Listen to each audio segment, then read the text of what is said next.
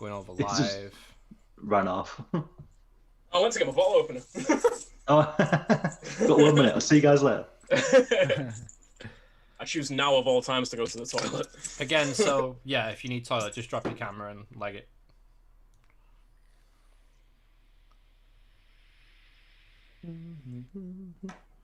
All right, so just to be clear, we're starting off with the Avengers shit. Shit, it's fucking shit, bro. Spider-Man, Spider-Man. Can't do what the other Spider-Man can do.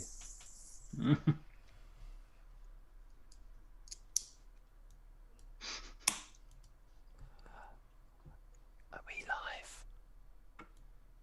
Are we live? Am I live? I think we might. Are we live? I'm alive! Wow, I didn't we're want to live. say it. We are live. Hello, guys. You pressed the button about a minute ago, by the way. I didn't. I pressed go live on Streamlabs. I didn't. Anyway. We're Cut We're that. very back. professional. Shit. Yeah. Hello, guys, and welcome down to the CoasterGen Show. We are back after a long break as we all went on some mad trips. And yeah, there's been some mad news come out today about the Avengers Campus, which is really cool. Today, we're joined by Sean from PARKSPILL, MIKHILE, Sam, Aaron, and James. Say hi, James. Hi, James. So yeah, we've just gone back to. Oh, you've put a chat up, and now I can't clear the thing. Just click it for a second. It's just saying we're live. Let's see. When I click it, it doesn't do anything. There we go. I'm just going to have to do that, unfortunately. So yeah, we've gone back to Zoom, and as you can tell, everything has just turned into a Glitchy nightmare. as hell. Yeah. So sorry about that, guys. Bear with us. Bear with us for this one, guys. Yeah, welcome to the show. We've got a lot to talk about, and it's crazy. There's so much gone on. We've been so many places. Yeah. Sean's been creating the cinematic universe for theme park content over there. Generous. Merlin Cinematic Universe. That's what it is. Yeah. So should we just talk about the Avengers campus, the animatronic Spider-Man that some people are really impressed with, some people aren't. I'm surprised they're using it for yeah, what is a I'm with you on 2-minute that. show. Yeah. Because they developed overkill. that for It- the it- aim of it to replace stunt actors. It takes like 5 guys to load the thing to shoot it out the cannon. Yeah, they designed it to actually replace stunt actors to do Yeah. really high stunts, and they're using it. Unless that's literally just an opening show and they're not actually going to use it again. I think it's cool for what it is, don't get me wrong, but it doesn't make an area. It's like, it seems like they've spent so much money on this thing, and like, it is cool, don't get me wrong. Everyone's treating it like it's literally launching itself off the ground and then landing back into place like SpaceX. It's just getting launched into a net and then programmed to. It's cool, don't get me wrong, but More successful launch than SpaceX. The funniest thing I've seen sometimes. all day, I've seen on Twitter people thinking the whole thing's an animatronic. That's the funniest thing. People are Yeah. getting confused. No, People are getting confused, thinking the whole Really? like jumping Yeah, over yeah, back, yeah. like Seriously? jumping over boxes. Oh, that's crazy. Yeah. The, It'll the, make me the, laugh. the choreography of the actual Spider-Man show, though, before the animatronic yeets itself across the campus, is actually like pretty cool. Like the stunt's pretty Yeah. cool. It does. I didn't think It's all right. it was, man. It Like, was like, I can't do a backflip. I've seen better parkour. Try. Like he's jumping over boxes. I've seen Arch Nemesis do better parkour on towers than that. But you know, Awkward. it's. I think what it is, it's the opening thing we saw. So hopefully they tighten up the show a little bit more. I'm assuming it's not just like it wasn't just like an opening act, because someone made a good point. Was like, how cool would it be if it wasn't part of the show and it just launched every now and again? You know, like the dragon in that'd be cool. Diagon Alley. Yeah, like, that'd be it cool. you know what I mean? It's just walking around and that would be Yeah. cool, Just like just to see meow. now and again. Yeah. But just to like kind of do But, this but whole the resetting of it would take. Yeah. You gotta get 5 guys to go up and carry it down the You'd stairs. see it like once every half hour because they've got to spend a half an hour resetting the thing. yeah. Oh, it would literally. be more than half an hour because All like right, probably, them guys yeah. don't want to be Around. walking backwards and forwards. Yeah. Did you guys see the video that was floating around of the fireworks that they had last night for the Avengers Campus? Yeah, it looked mental. they looked cool. Yeah. That So was cool. that's like some things Disney can do really well, and some things like there's always a first for something, and you know, if this is the I've- first thing, to come from animatronics in shows in a theme park, the future could be pretty cool. Like if they start doing more stuff. When I first saw it, I was hoping that it was going to be part of some kind of like ride or something, and like imagine that technology where they could just like launch it every like 30 seconds. I don't know how they'd have to have like 60 Spider-Man things and just have them go into like a little they had just hole. like 50 of them to just launch every Dispatch, few minutes. boom. like a sink, and then like like a bowling ball. Like a tennis ball launcher. Like them 2P Tennis ball machines. You know them launchers, 2P machines that you put in and they just swirl around. But yeah, like it's pretty cool. But I mean, all in all, I was I'm normally pretty good with like reserving like judgment until I go and see a place or ride a coaster or something like that. But I was thinking, oh, this is Disney, and it looked more like some of the theme looked like something at like a Six Flags park, and some like I watched the queue line and I was like, these aren't like Disney queues. There has been comparisons of the the graffiti part of whatever Web Slinger's show building to like West Coast races at Six Flags Magic Mountain. Yeah, you can see Which that. I mean, I can't even lie, it's not like a million miles off. But to be honest, like overall, I think in its totality with the Avengers HQ building and the Doctor Strange part of the area, and then like the Pym kitchen, I think it's going to come together all right. I think for the most part, it's going to be like I'm gonna enjoy whenever I get to visit it. I'm going to enjoy it because it's Marvel and I'm a big MCU fan. Yeah. But at the same time, it's not it like just the first like like overlook of the area hasn't blown me away like Galaxy's Edge did. For sure. I think it's still going to have a decent level of quality to it. It's just. Maybe. I mean, I was a big Game of Thrones fan, and I hated the last episode of Game of Thrones. So, just because you love something, doesn't mean you're necessarily going to love the area. But I don't know. Like, I'm surprised they went for Spider-Man again. Yeah, the Spider-Man ride looks so like lackluster, and I think we was talking off air, and McCall made a good point. This isn't the e-ticket attraction. Semi off air. Yeah, semi. Could have been. We might have been live at the time. We don't know.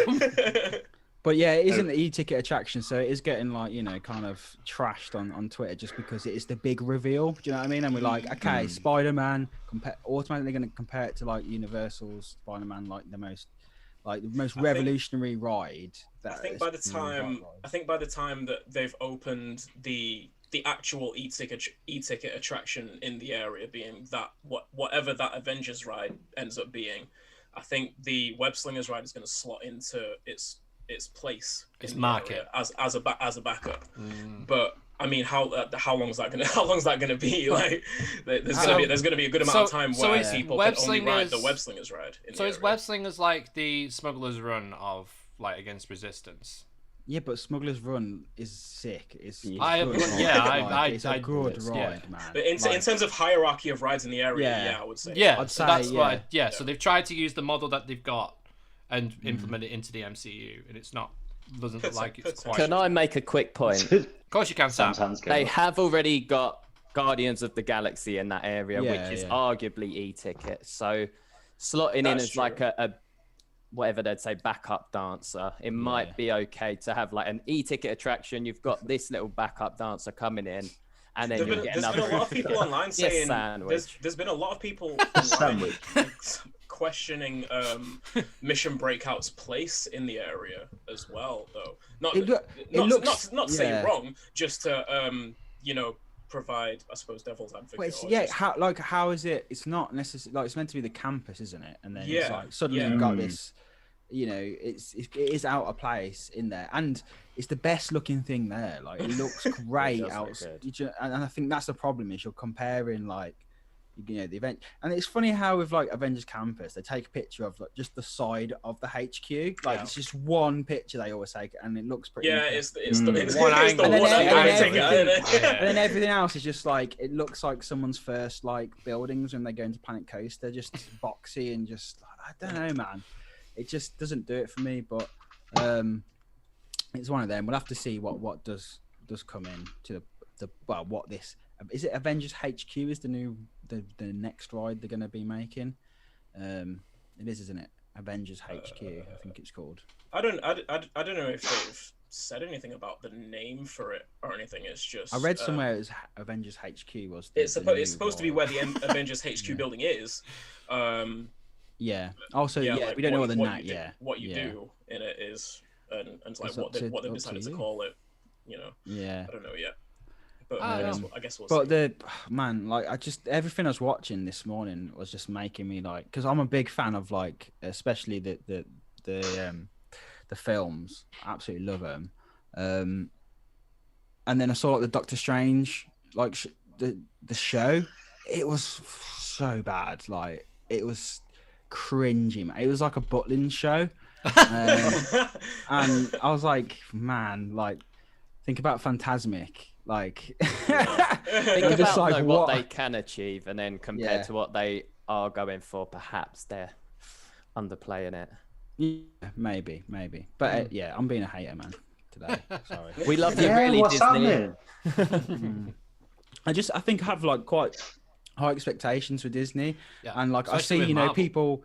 Yeah, I see people like going like, "Oh, Universal's better than Disney and this and that," and I'm like, they're different. They're good. They're very different. I don't compare them. But Disney is the pinnacle. Yeah, that's what I feel like. No matter what Universal or any competitor does, Disney is the pinnacle. Like they set the standards, man. And then we've had like Velocicoaster this year, which is just it looks amazing. And then they're just like, oh, here's Avengers Campus. And it looks like my actual like college campus I went to.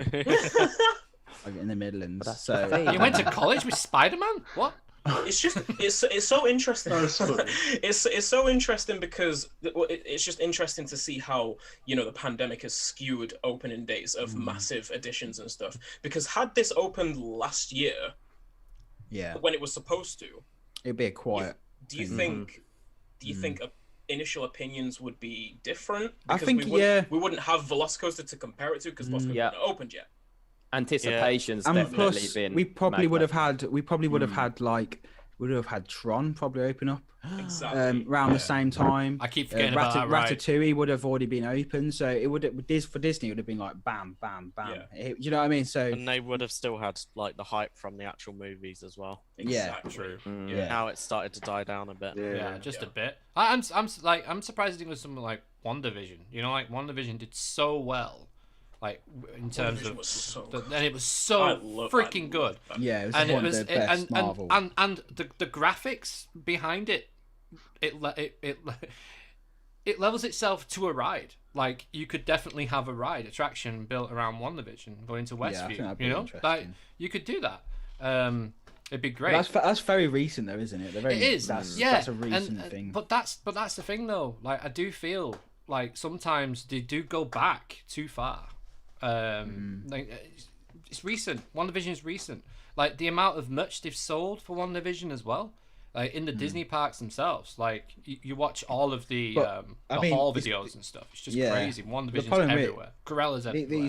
These attractions are going to be like 2 years, like in the planning stages. True. Yeah. Do you know what I mean? True. So it'll probably be on the slates in the future. But they can't. Harry's just put it in. I mean, I think. Give Disney 5 years to build something relevant. Maybe we'll see a WandaVision ride then. Yeah. I think also Disney were expecting a bit more longevity, or are predicting more longevity for the MCU, like something like Spider-Man, for example, to live on a bit. Because but the thing is, got a sequel like, coming. Yeah, so they thought more longevity. Yeah, it's been so long, like because the cinemas are being so closed. We were so used to just like constant like Avengers films coming out, something. So they've been closed for so long that we probably in our heads we're just like, it's not as relevant now. It's probably it will be once they get back on the releases. To that point, I feel like with the momentum with how promising Phase 4 looks with not only the movies but all the series that Disney have lined up to come out, I feel like like Harry said, give Disney some more time.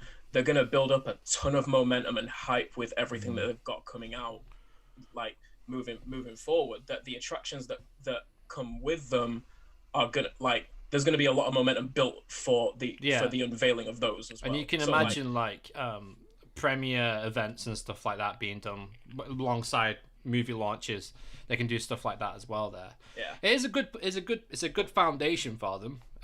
Like with Black Widow coming out as well, like that's gonna obviously play into it. They're gonna keep updating it. It's never gonna go out of date. To keep making Marvel movies, it'll never go out of date, especially Avengers and stuff. So yeah, you got Loki coming out soon as well, so that's gonna be looks great. Yeah, so it's like, anyway, let's move away from we got Marvel, loads of stuff to talk and let's So much to talk about. what should we How have you been? The Swedish parks are back open. That's a big one. Liseberg's finally being able to open. What's the date? Can someone just grab the date quickly? Find out what the date is. It's June something, I believe. I think it is.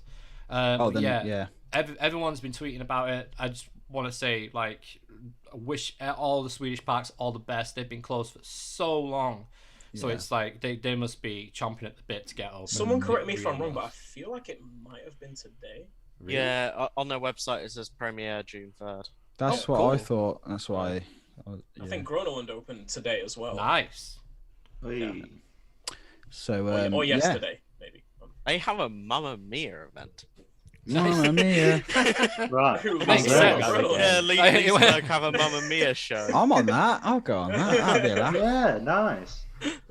I saw a Mamma Mia tribute act at Glastonbury of all places, and it sounds like it would be awful, but when everyone's in a festival mood, it's festival hilarious. mood is different, isn't it? That's a different vibe. It's amazing when you're like just a little bit like worse for wear.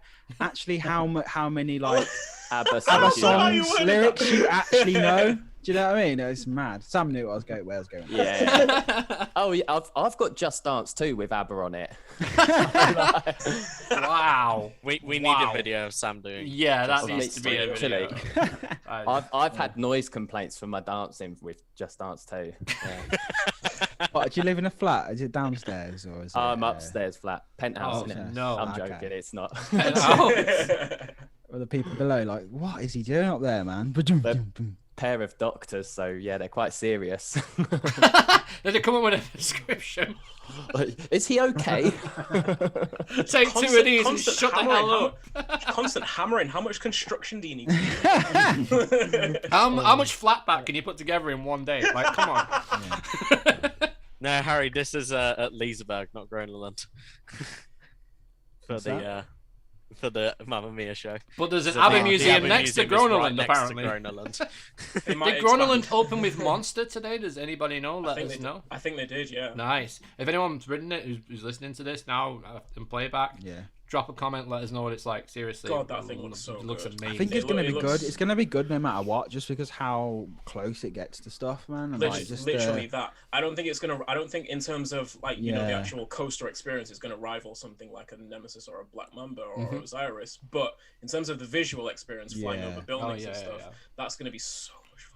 It's going to be can't crazy. wait. And the station looks like really not like this. Looks so cool, like the whole. Yeah. And then did you see the trailer, the actual advert for it? When that was just incredible, man. Like that is how you do an advert for a new coast. That is. It was like Stranger Things vibes, and it was Stranger Things twinned with Ghostbusters and Monster Energy. That's what it was like. It's just like proper 80s vibes. Loved it. That was cool. It was so good. But yeah, so also what I've got written down is Efteling yesterday announced their expansion plans for ahead. So it's really exciting. They originally they announced this back in like 2018, but then it's taken up to, they was meant to be opening new lands last year. That was the original plan, but they've only just been granted it, and because of like, you know, the virus and stuff, they've had to like delay plans. But so they've been granted like massive spaces to expand on. So there's the east side of the park, which is like, it kind of connects up two of the biggest lands, where, if I'm trying to explain this in case you've never been to Efteling, but where you've got like George and the Dragon, the GCI, and Flying Dutchman and Python, the Vekoma, this new land basically links that up to where Vogel Rock is. So it's really exciting to see a massive land go in there, hopefully. Cool. I'm hoping so. But then the other two bits of land they've got is the other side of their car park. So it's kind of like, you got your car park, you got the actual main park here, and then this next bit of land they've got is huge, these two huge fields. But the other side of like a main road, Wow. So it'd be interesting to see what they do with that. Whether Nice they take... Ardra. Yeah. So I don't whether it's going to be like a second, or more resort editions, maybe. It could be. The thing is, on the map that they showed, they had like their hotel resorts mapped out, but then they said park expansion. That was like translated to as park extraction. So it could be a second gate. I don't know, or they could use some kind of transportation to get. I was going to say, Efteling's huge as it is. How much bigger do they want to make it? It's the first time they've ever expanded like the park since they opened in like 69 years. That is exciting. It's going to be really cool, especially if you love Efteling like I do. But, yeah, I can't wait to get out there, man. I didn't know you loved Efteling. Yeah, I can't wait. But does anyone have any plan? How likely do you think it is that we'll be able to get out to Europe this year? That's what I want to ask. Shall I say my bit? You say your bit, Sam. I'll take it away. You take it away, bro. As we've seen today, Portugal's gone from the green list to the not green list. I'm not sure what colour list it went to. I think it was amber. It went to amber. From Tuesday.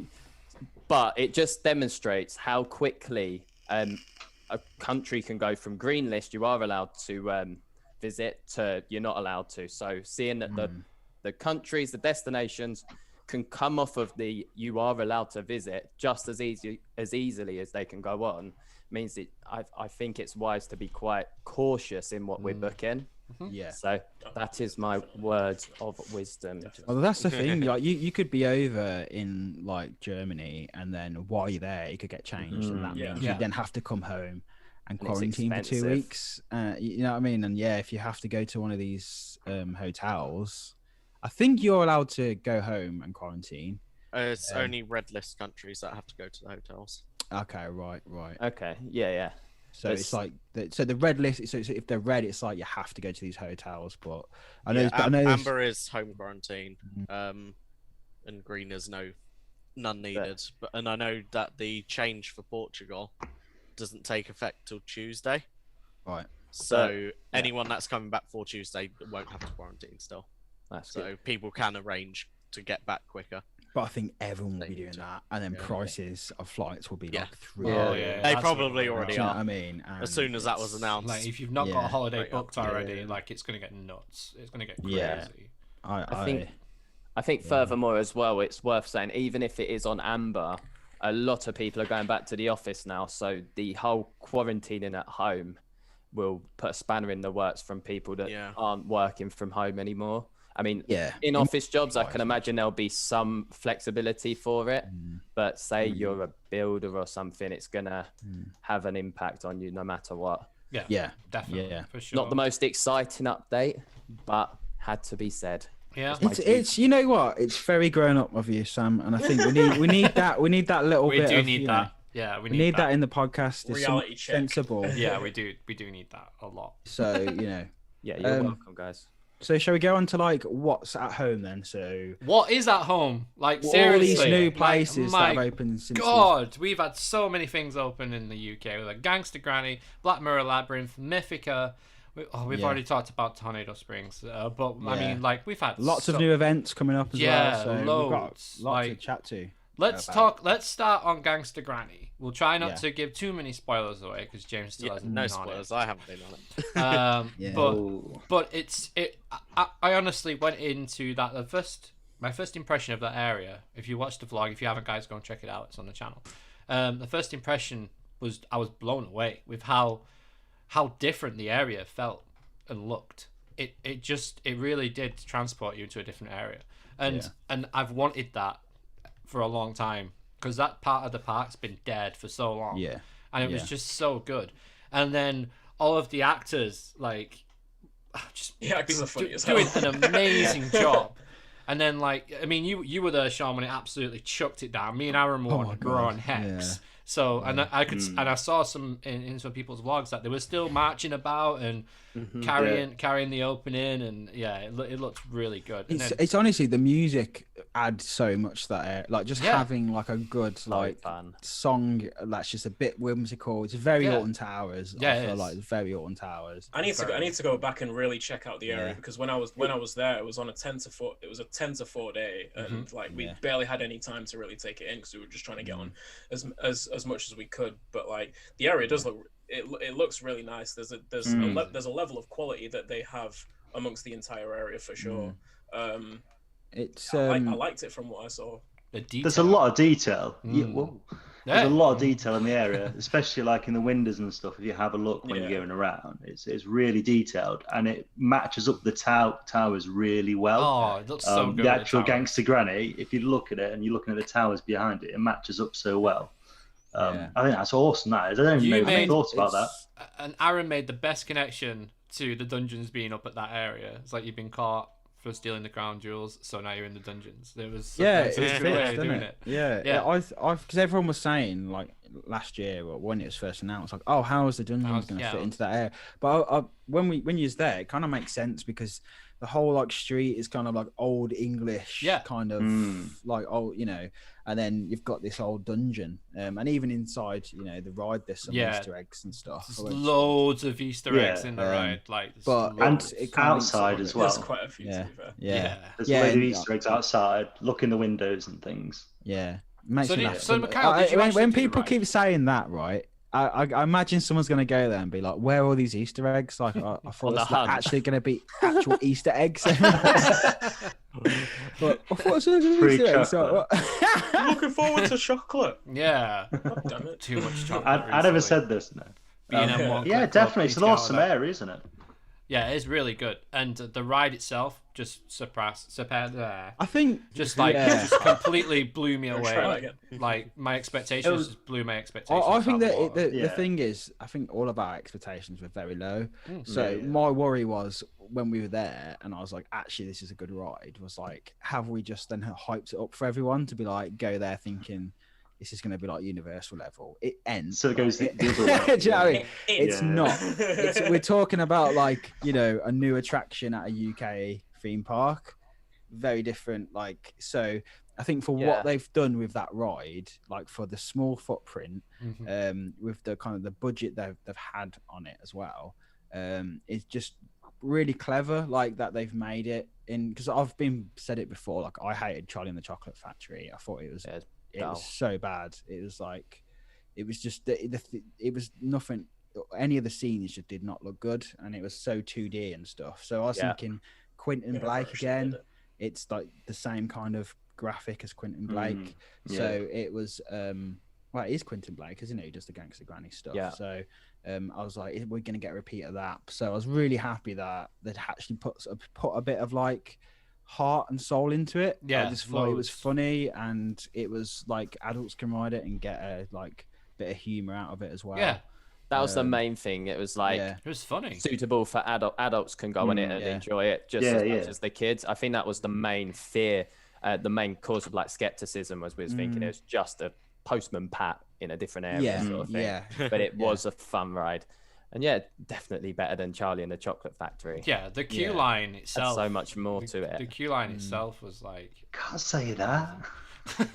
The queue line itself was amazing as well. Like that was probably the quickest queue line I've been in, because there's so much going on. Like there's so much going on. Like you guys really, if you've not been on it yet and you're planning on going, just take everything in the queue line. Like again, Easter eggs galore. Like the comedy. It was so funny. Easter chocolate everywhere.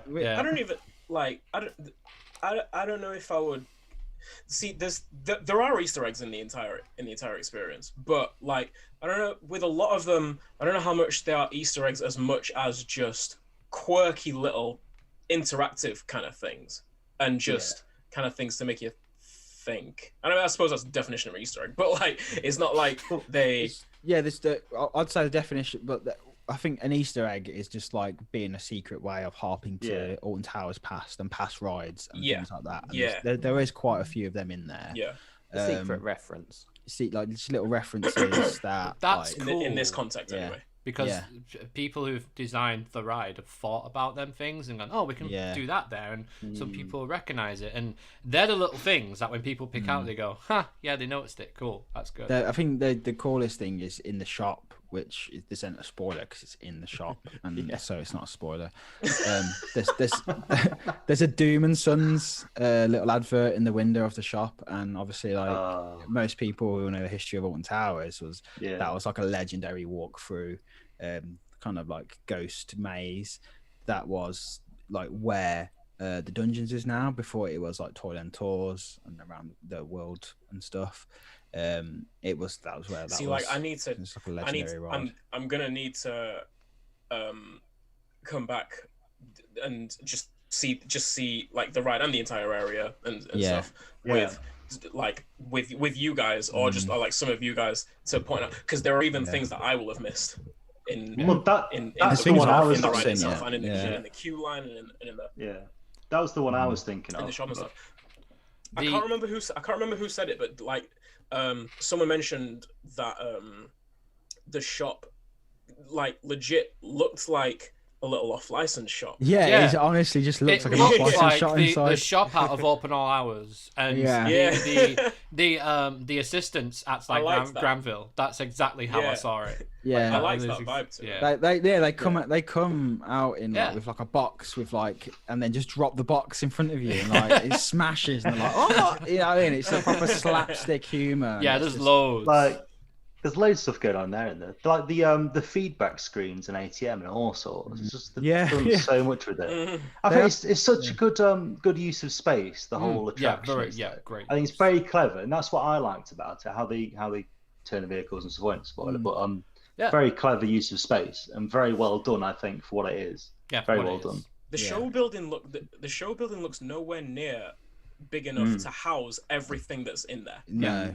But it is. The thing is, it's a tiny track. When you look at the layout, because there's a blueprint of it, you can see online. Yeah. Oh, it's a square. It's, like really tiny, but because you're like, because it's not really a spoiler, but it's it's an articulating thing. So it's like you feel like you're traveling further than you actually are. See, I didn't look at anything to do with the track layout or like the ride system before going. ITV threw it on everyone like the day before. I was like, I paused the video and screenshotted it and went right in to see the blueprint of the ride. That's how I didn't watch any of that. So like everything, I went in completely blind. Yeah. And I thought just the use of space, like you said, and just everything that they managed to fit into a seemingly tiny in comparison show building was really impressive. Yeah, definitely. I think Luke was. Yeah, go on, mate. Sorry, no, you go on. You're right. I was going to say the second. You go. Not me for once. It's not me. Right, I'll go. So the second, without spoiling it for James or anyone else in the chat, the second scene where it's like you feel some effects on you, like that was like such a great part to have it, because that was the bit where I was just like, they've done this properly, like they've not just gone boring with it. It's so I feel like there's an effect in that bit that comes further on that should be there. Yeah, I think I know about. You know what I mean? Yeah. And that makes a lot of sense, especially with the audio. This is a great podcast to listen to if you've never done it. Yeah. I'm impressed at how dangerous. I was about to say, I'm impressed with how dangerously close we're coming to spoiling the ride. We're not spoiling the ride. How would you? Moving on, the Black Mirror Labyrinth. I'm just take my headset off, and then you guys can discuss it. If I turn around and say, "Scenes you feel effects," you spoiled the whole ride now. I was going to say there was one part of it that Luke was absolutely blown away by, and I'll leave it there. Oh, mate, I was so hyped, and when it happened, I was just the like, thing with the stuff. Let's Black Mirror Labyrinth. Yeah, let's move on, because another one where you don't want to do spoilers again. Well, I mean, you can spoil. Interesting. I don't think Black Mirror. It's not that much. First of all, you went down to the press event, the day before it opened. What was that like? Because they had like some weird puppet thing, didn't they? Like control. That looked terrifying. Yeah, it was crazy. The press event was really cool. It's the first ever press event I know you've done ones before, I think, but this is the first one we've ever done. And it was interesting. Apparently there were celebrities there, but it was like people from like Love Island and stuff. So Z-list. Didn't have a clue. Not that they watch Love me, Island. so it's not. I'm not, but.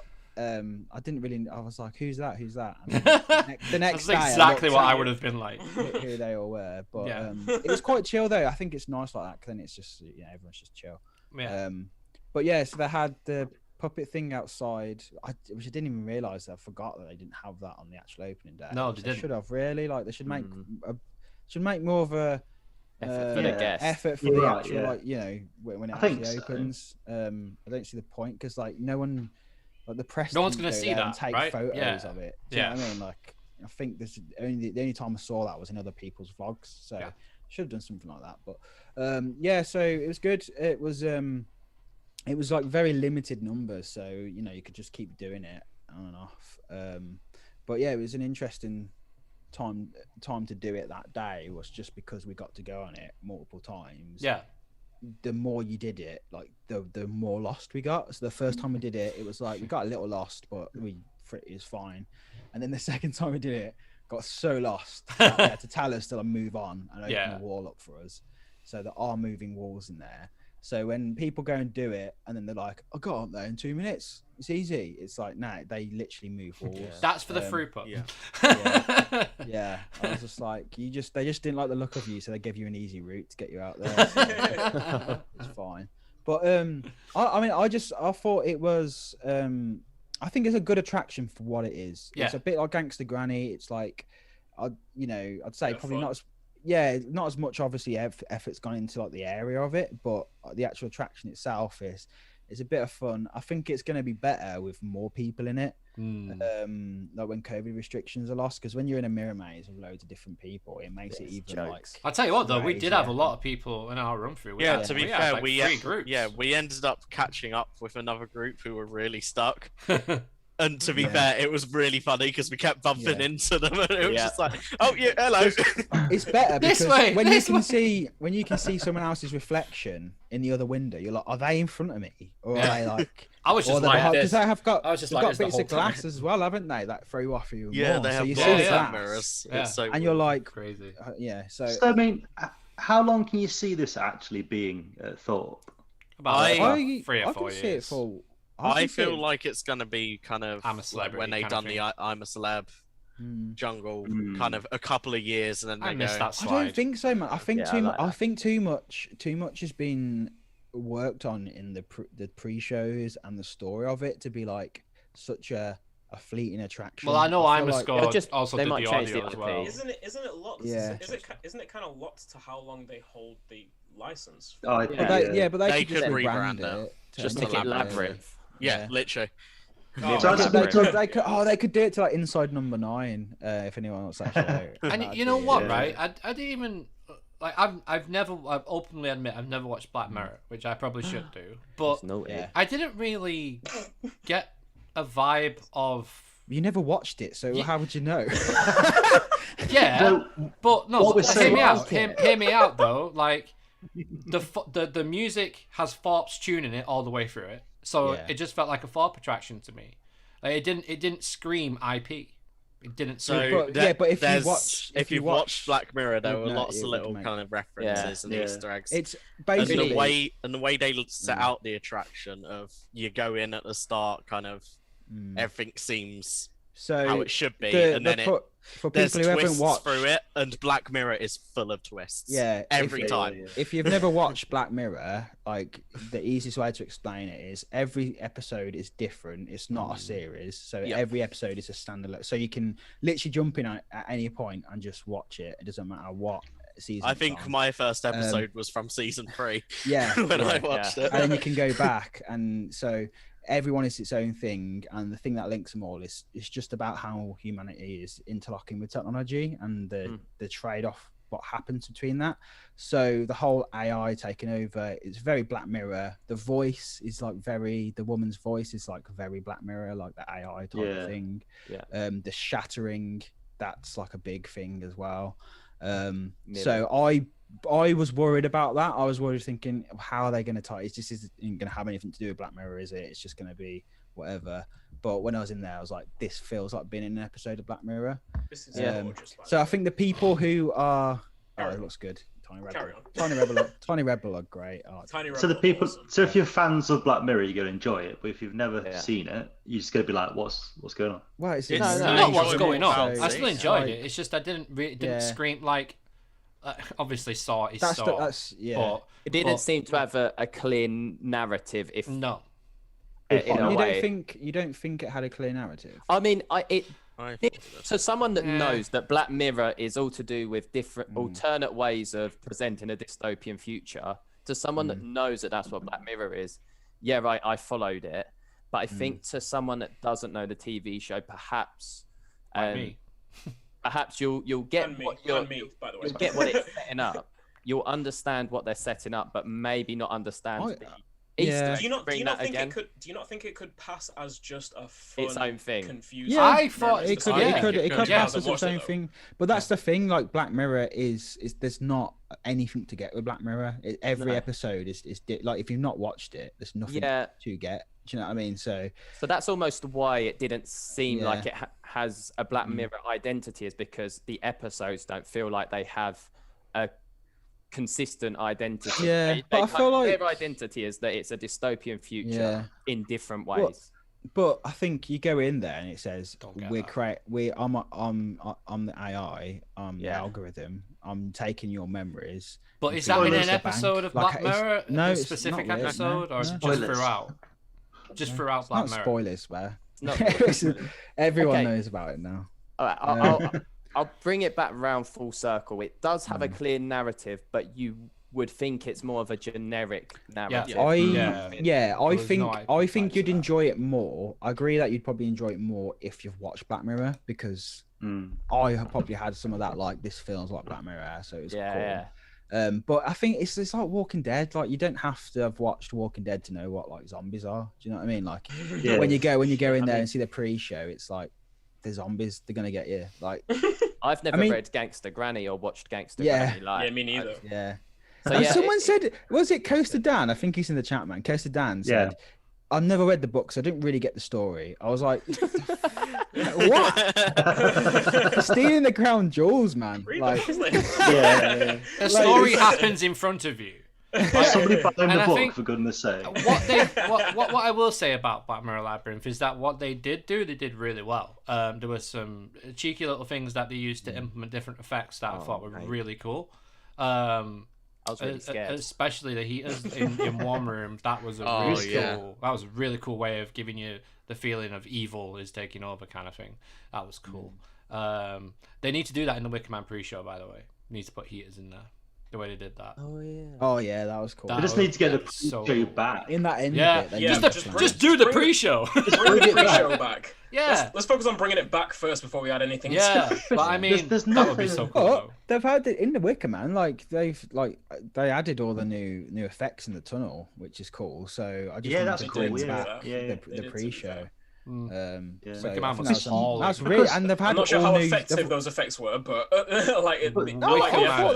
thought they were good, man. I think the ones on the break run.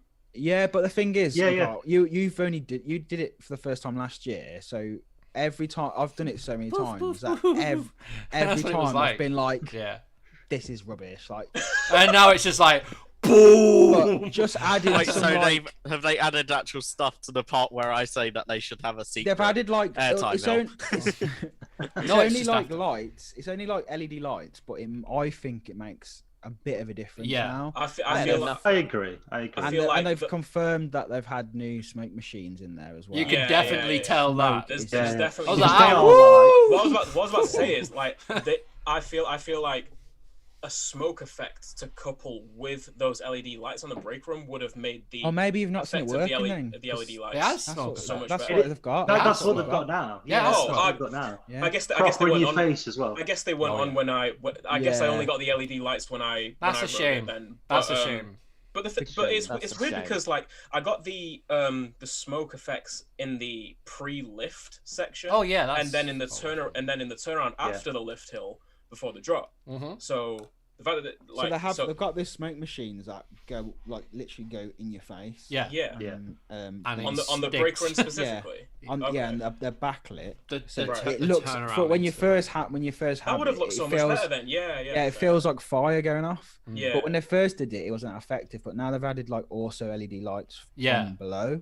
I just think they they flash on for like a second. When you further back in the train, you can see it kind of come down the train as well, which is really cool. That's cool. Yeah, okay. Oh yeah. Yeah. When I rode it, I only it was literally just the LED lights in the brake light. Yeah. So I didn't get the smoke with it as well. It would have looked so. Why is it not? It's still not as much as I'd like, but so it's it's better than nothing. I think it has added a little something to it. What is it with Merlin parks and not having consistent effects running all the time? Yeah. It's a UK park thing. I think. It's I remember. I thought they were saying genuinely a Merlin thing. They were saying in Siltstones before they opened, they were like, "Oh yeah, Tidal Wave has got a new fire effect." Was it running the weekend we went there? No. Was Swarm's fire running? I've seen Swarm's fire once. Swarm wasn't ever. Ever? Oh, that's really? Yeah. Wow. First year was amazing. Every train got fire. Yeah. And then it went to every 3 trains. Do you remember every time I've seen on online or someone said, "Oh, the fire's running on Swarm today," I go over to it and it's not running. And then I'm just it's so annoying. Damn, always works such a good effect. Scorpion Express, it does, doesn't it? Yeah, Scorpion Express is not better than Swarm, but it has fire. It has fire. It has fire. So I don't understand why the pre-show in Wickerman's not running, because you're waiting in there for quite a while anyway. I think the problem is... they should just have it running on loop. No, I think... No, they can't. I don't think it's designed like that. Because... The doors have to close. The doors have to close. Oh, okay. And they can't have the doors closed because they need to keep ventilation free. I also feel like the problem with it as well is that there's that fence at the that stupid fence, and it causes so much chaos. Hex literally has a line. Why can't Wickerman pre-show have a line? I've seen so Get many rid of that fence. People walk into that hashtag. It's the height. And it's also the height of the minimum height to be on the ride as well. Oh, I've seen so many kids walk headfirst into that thing. And then I'm like, that's perfect. Why is that's there for our entertainment? It was basically their and it was basically their way of not even funny how many times I've watched into that limiting how far people go in so they can watch the pre-show. Right. Oh, okay. Rather than putting a line, they just put an actual fence there. Oh, but okay. no, it doesn't. They could do a small loop as you go through though, like a short. They could do something. I don't know. To be fair, I've never walked into that fence, but I proper walked into Darren Brown Ghost Train queue line fence. You remember, I was running through the queue and just went whack into the side of the fence and bruised. Well, speaking of that, because I did that for the first time at Fort. And that was walking to the fence. Or... No, that was James. Well, no, you did. No, you did walk into. I did walk. What do you think about it? So clumsy. I really, considering what happened to us on the second time. The first time, my audio cut out a little bit on the first time, but my overall experience is I loved it. I thought it was really good. Out of 10. Out of 10. That's tricky because I enjoyed The Walking Dead more. I really did. Rate it A to C or something. No, I reckon limited there. I reckon 7 out of 10 for Darren Brown's Ghost Train. Why did you enjoy it? I enjoyed the whole experience. I don't know, man. I just got serious flashbacks of Subterra, of everyone telling you what to do and all that kind of stuff, and being a massive Subterra fan. I kind of felt like I was back in one of them attractions, them interactive attractions, where you've got to talk to the actors, you've got to do this, you've got to do that, and you do this to get there. And I really felt like it was really well done, and the actors that we had on both days were absolutely wow. Without spoiling the ending, when you did it, did that have the end scene work? Yes. And it made me jump. It's the best. I maintain that is the best ending. Yeah. So I've done it 10 times. Yeah. Got me still. They've made changes again.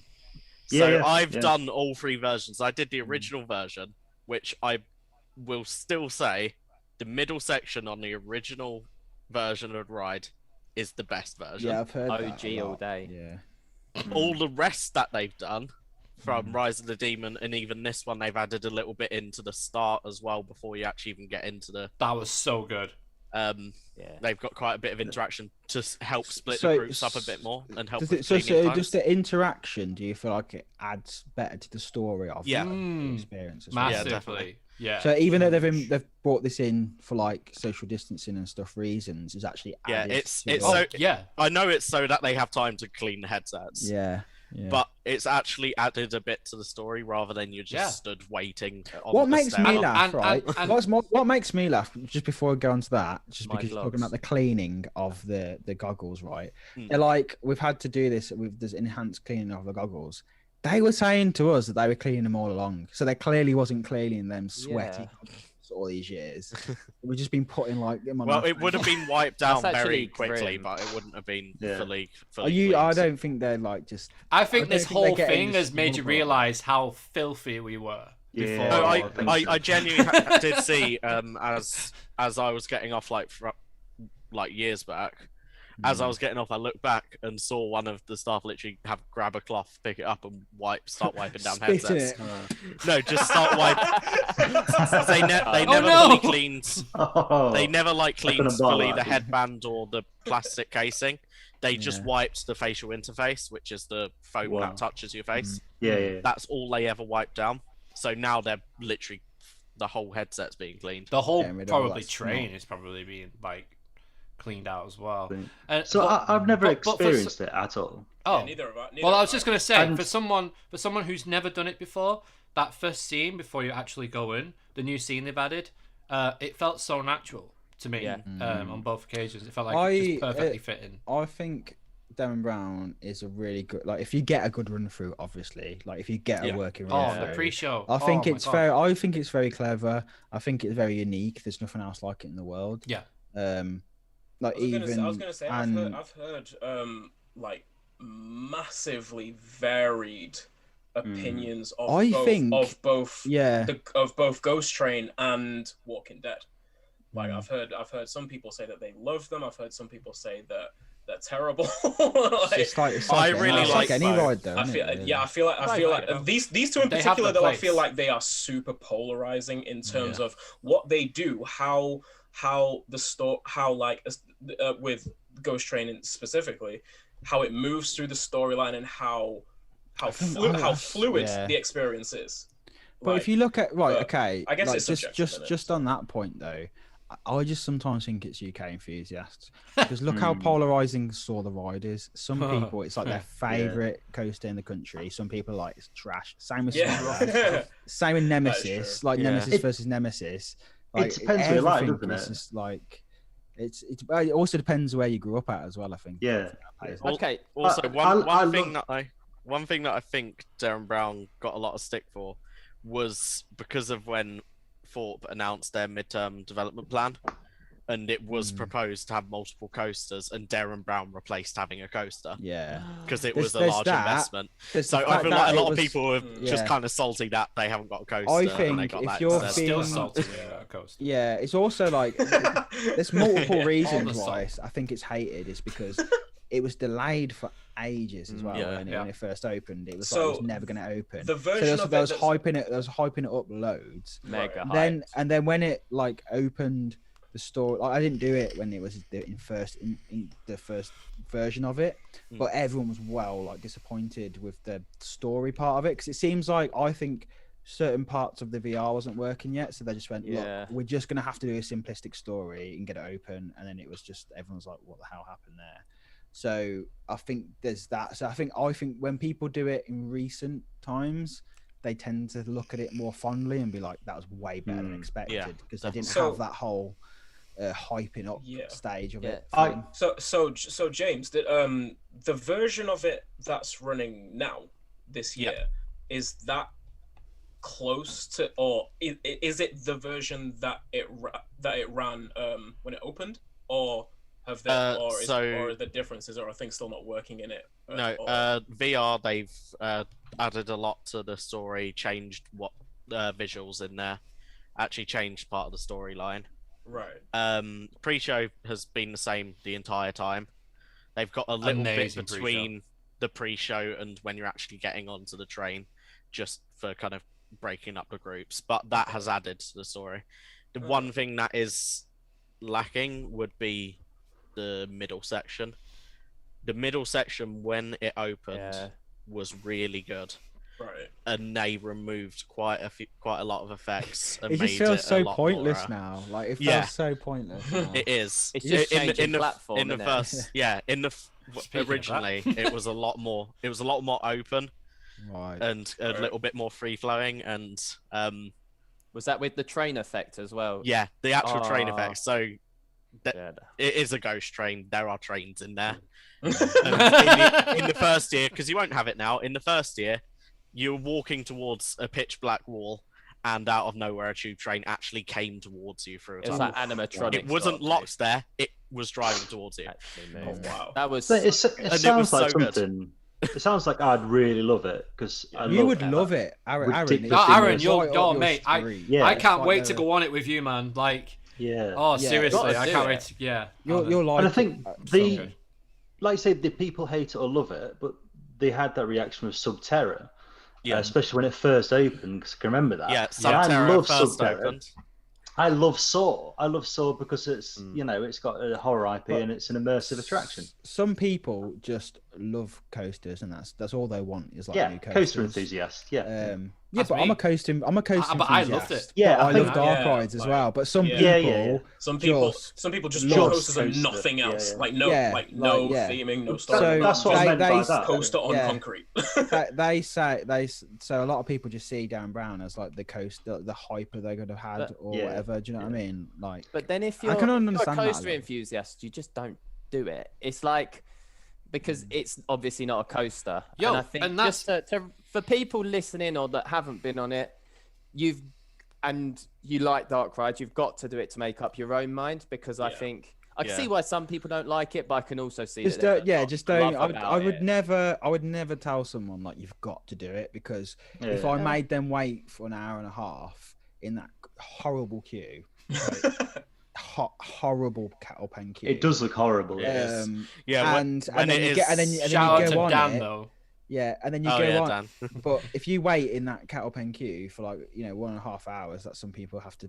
Sometimes 2. I've waited in there for so long. And then you get in there, and then your VR screen is just green. I can see that. I can see people being like, "It's the VR that's a bit of a problem in it." And the problem is, it happens so often that they don't just go. They're not just going to be like, "Here's a fast track to make up for it," because you could just end up lying. Like you could just end up lying. Yeah. Get a fast track. That's smart. The shop looks cool though. So, how long would you guys queue for it? 45 minutes. How long? 45. The way it is, I haven't done it before, so I'm going to queue for as long as. To be fair, with the time slots, as long as there isn't any major issues like we had on our second run through, yes, you do have to wait a bit because they are doing severely limited numbers in them trains. Yeah, it's like because the way they're doing it is they're using half of the train at a time, and it had garbage throughput to begin with. So they're using half the train, and then when you get back on, they've actually shut off the seats you originally sat in, so that you can have a new clean headset. I see. So rather than having to remember what seat you sat in.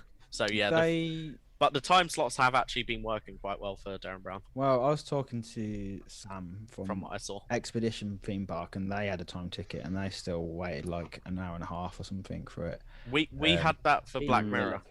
Yeah. That's the problem. Like Black Mirror is really bad throughput as well. So the time's just for you to enter the queue then. Yeah, this is when this got released that this is the way I was going to do it. Everyone assumed that it was like you enter the attraction on your time, and I was like, nah. I was like, this is your time to enter. This is your time to queue. You're now allowed to queue. we got stood up though, man. We had. I don't know. How long was our wait for it? Like an hour and a half. I was getting an hour and a half. I was getting really teary about it. They need that for the smiler. Yeah. The issue that happened with Black Mirror was, well, we went for our time slot. Then they had a medical emergency. Yeah, they had to clear the entire area. Yeah. Then they kicked you out the toilet. I got kicked out the toilet. Yeah. I was doing my business. I was doing a business. Got a knock on the door. Say, anyone in? I was like, yes, I'm As in the toilet block, like next to Black Mirror. Yeah. The one They next to the side. cleared that out and closed it because they had to close off the entire area. Luke, there's a super chat, mate. Yeah, from Merlin Mavericks. They actually give out fast tracks this year. I don't know if that's a question or a statement. It's a statement. Thank you for the super chat. I think it might be in regards to when it breaks down. I mean, so if Saw breaks down, you get a fast track for Colossus, and then you join the Colossus queue. They surely can't be giving fast tracks out if you just go, my VR wasn't working. Yeah, my VR was. That would get abused.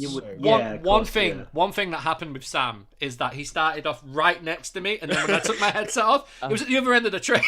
He was skipping through the headsets. I was like, what just happened? Like, I've just had my headset on for like 10 minutes, and this guy's just like this.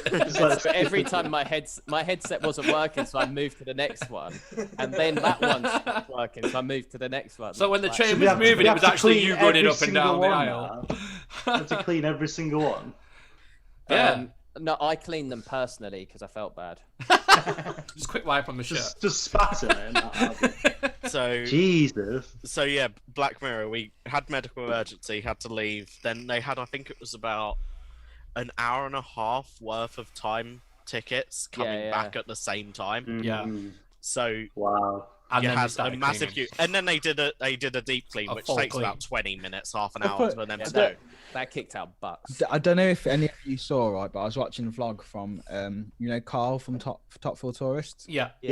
Him and Mikey from Scare Track went to Thorpe. Don't know if you saw this, but they were queuing up for Colossus, and then that broke down. So basically, they gave everyone fast passes for Nemesis Inferno. So the whole queue, they marched the whole queue of Colossus. They do that with Saw. Yeah, Saw did that. They do it with Saw. So all these Nemesis queue was livid. All these people in Nemesis Inferno just watching this massive queue going. A march to the base. It's all the way through. You can tell, that Colossus, like, ride hosts were just, and ride hosts were just like, Inferno's problem. You deal with it. Here's the shovel. Zombie, like, off it goes. In response to Harry's question of, is it worth riding Darren Brown's Ghost Train last with a time ticket? The issue we had with Black Mirror was towards the end of the day. Yeah. I would actually recommend from 9 o'clock you can go to the Island Ticket Centre outside the park and go to the self-service machines. If you click on the fast track option, you have your time ticket options there. Go there before the park opens and book the first time slot, because you're more likely to, they're going to have tested it. You're going to actually probably get in pretty quickly and get back off. Yeah. And I think the first time slot's about 12 o'clock anyway, so it's not too bad. You're probably not going to have to wait in like residual queue lines. Yeah, exactly. You're going to be the first group going in. Absolutely. I would recommend doing that. So they've got the time tickets in your phone, right? Have they got the QR code to the entrance? Yeah, so they've got the QR code. So they've got QR codes at the entrance. They go quick. They go. But yeah, I had a look at the website, and the website they do state that you can go to the Fast Track Centre or the Island Ticket Centre outside the park and use the self-service machines. That's basically what CoasterGen did when we saw him on the actual public opening of Black Mirror, and he managed to get he managed to book like 3 in one go. And there's like no queue there. There was like 3 people standing outside. Yeah. Everyone else was like queuing inside. As soon as we get in the park, everyone's like, "Where do I get a ticket from?" Yeah. Do you know what I mean? Like, but it's stated on the website like where you could get them from. Yeah. So nice one. And we've said it numerous times now as well. From I saw, you could only in terms of using the app, I thought you could only do it from the QR code. Yeah, you can only do it from the QR code. Yeah. I don't think you can use it. Get them on the app before you open. Before it opens. In other news, there's a nice coffee van outside the front as well now. Oh, there is. Yeah. Oh, yeah, there is a coffee van out there. A really nice styled up diner thingy. Isn't that the one that was at Stealth? I swear that's just been moved from Stealth. Repurposed. But they need to do that more at parks. Is have coffee outside, because when you get there 100% agree with you. It's so nice to have a coffee. Says the manager from Costa. Well, we had a franchise outside. I swear we've said this before. Because they open the gates before every when I was over in Florida, it's so nice that every park that you could get coffee from the Joffreys outside the park, and you could just stand there for because you say if you want to go do Flight of Passage first, you want to get there early. so you can just get straight on it. So or you it's would just need nice it to for, be. you would need it for Rise of Resistance. How early you would have to get to that part. Well, to be fair, it doesn't really matter there because you just do it on your app. You just got to be in the area. If Merlin's watching, mate, anything coffee related, I'm your man. All right. Head of Sheffield we coffee. had, because Thorpe opened the gates, but then hold you at the pathways. So you had to wait there till 10. But we went and got a coffee inside the dome. And the sausage by the time we finished got our coffee and then went out, it was like, actually time to go in now. Weren't you saying, I think it was in your vlog, that everyone ran to depth charge? No, what was it? Depth charge. Everyone ran up depth charge. So it was like Planet Coaster. All the people that went down to the right of the dome, they just went on the first queue that was there, which was depth charge, and then we carried on past. The swarms there. Like we had like a 5 minute queue. It's just more popular than we give it credit for. They pretty much rope drop it, don't they? So they literally like rope drop it, right? Yeah, literally. Depth charges those 3 little slides. Yes, it is. Yeah. Right. I went that way, but the oldest. Slides, but it's like. It's in like the oldest attraction in Thorne Park now. I think so. It might. Just so old. But yeah, just quickly, let's talk about Walking Dead, because that was another one as well that I did. That was incredible. I know I didn't get the pre-show, but because everything was just going off. Everything was just going off like it was just crazy as soon as you got in the building. So I can't wait until you can do the. I like the pre-show. The pre-show I really look they forward just to had on a loop. Yeah. Unlike Man, they actually had the pre-show. Oh, they had it going on. All right. So there was bits, but every now and then it was like they've escaped. They're inside the, all that kind of stuff was going on. Yeah. So you saw it, but you didn't see all of it though. No. Yeah, you only saw a little bit. I stood there for about a minute and then went in. Then I think it's better. To move, I think it would be better to be like kept in that room for the pre-show because it builds that I remember when I first did it, and it built the anticipation. I like that pre-show. Yeah, mate. Any coaster that has a pre-show, I'm all for it. Especially if you stand at the back wall and go to the right. Is that where the bangs are? Yeah, if you go there, that's Jesus Christ. Mate, so funny going in it because I didn't get to do it. Does it have the music from the TV show? Very on and off. No. They have that in the every queue so line, often, don't they? Yeah. But I don't think they have. I can't remember. From what I remember of the pre-show, it's just like a report sort of thing, and it's okay. Like zombies popping up in stealth, and you got zombies by zombies by SWAT like all over the place. It's really it's just saying that the island's being invaded. Yeah. You're at the safe zone. We need to get you processed. Oh, they're here. We can't get them processed. Just let them through. Type. Yeah. The funny right. We did it. We did it on the the press day of Black Mirror. We basically just afterwards we just went and did everything because they gave us fast tracks, which was just insane. Nice. So we just did everything in like an hour. But we went to do Walking Dead, and we was going for the queue, right? And then like on the soundtrack, it's going, "Run, you've got to run." Joe, like this air canister thing went off, and then so Joe like legged it, running, and then someone went, "Please stop running, please stop. There's no need to run." And it's like, you're telling us to run, like what? That's true. He's gone, just like how it goes. It's like us with stealth, please not enter the queue line. Yeah.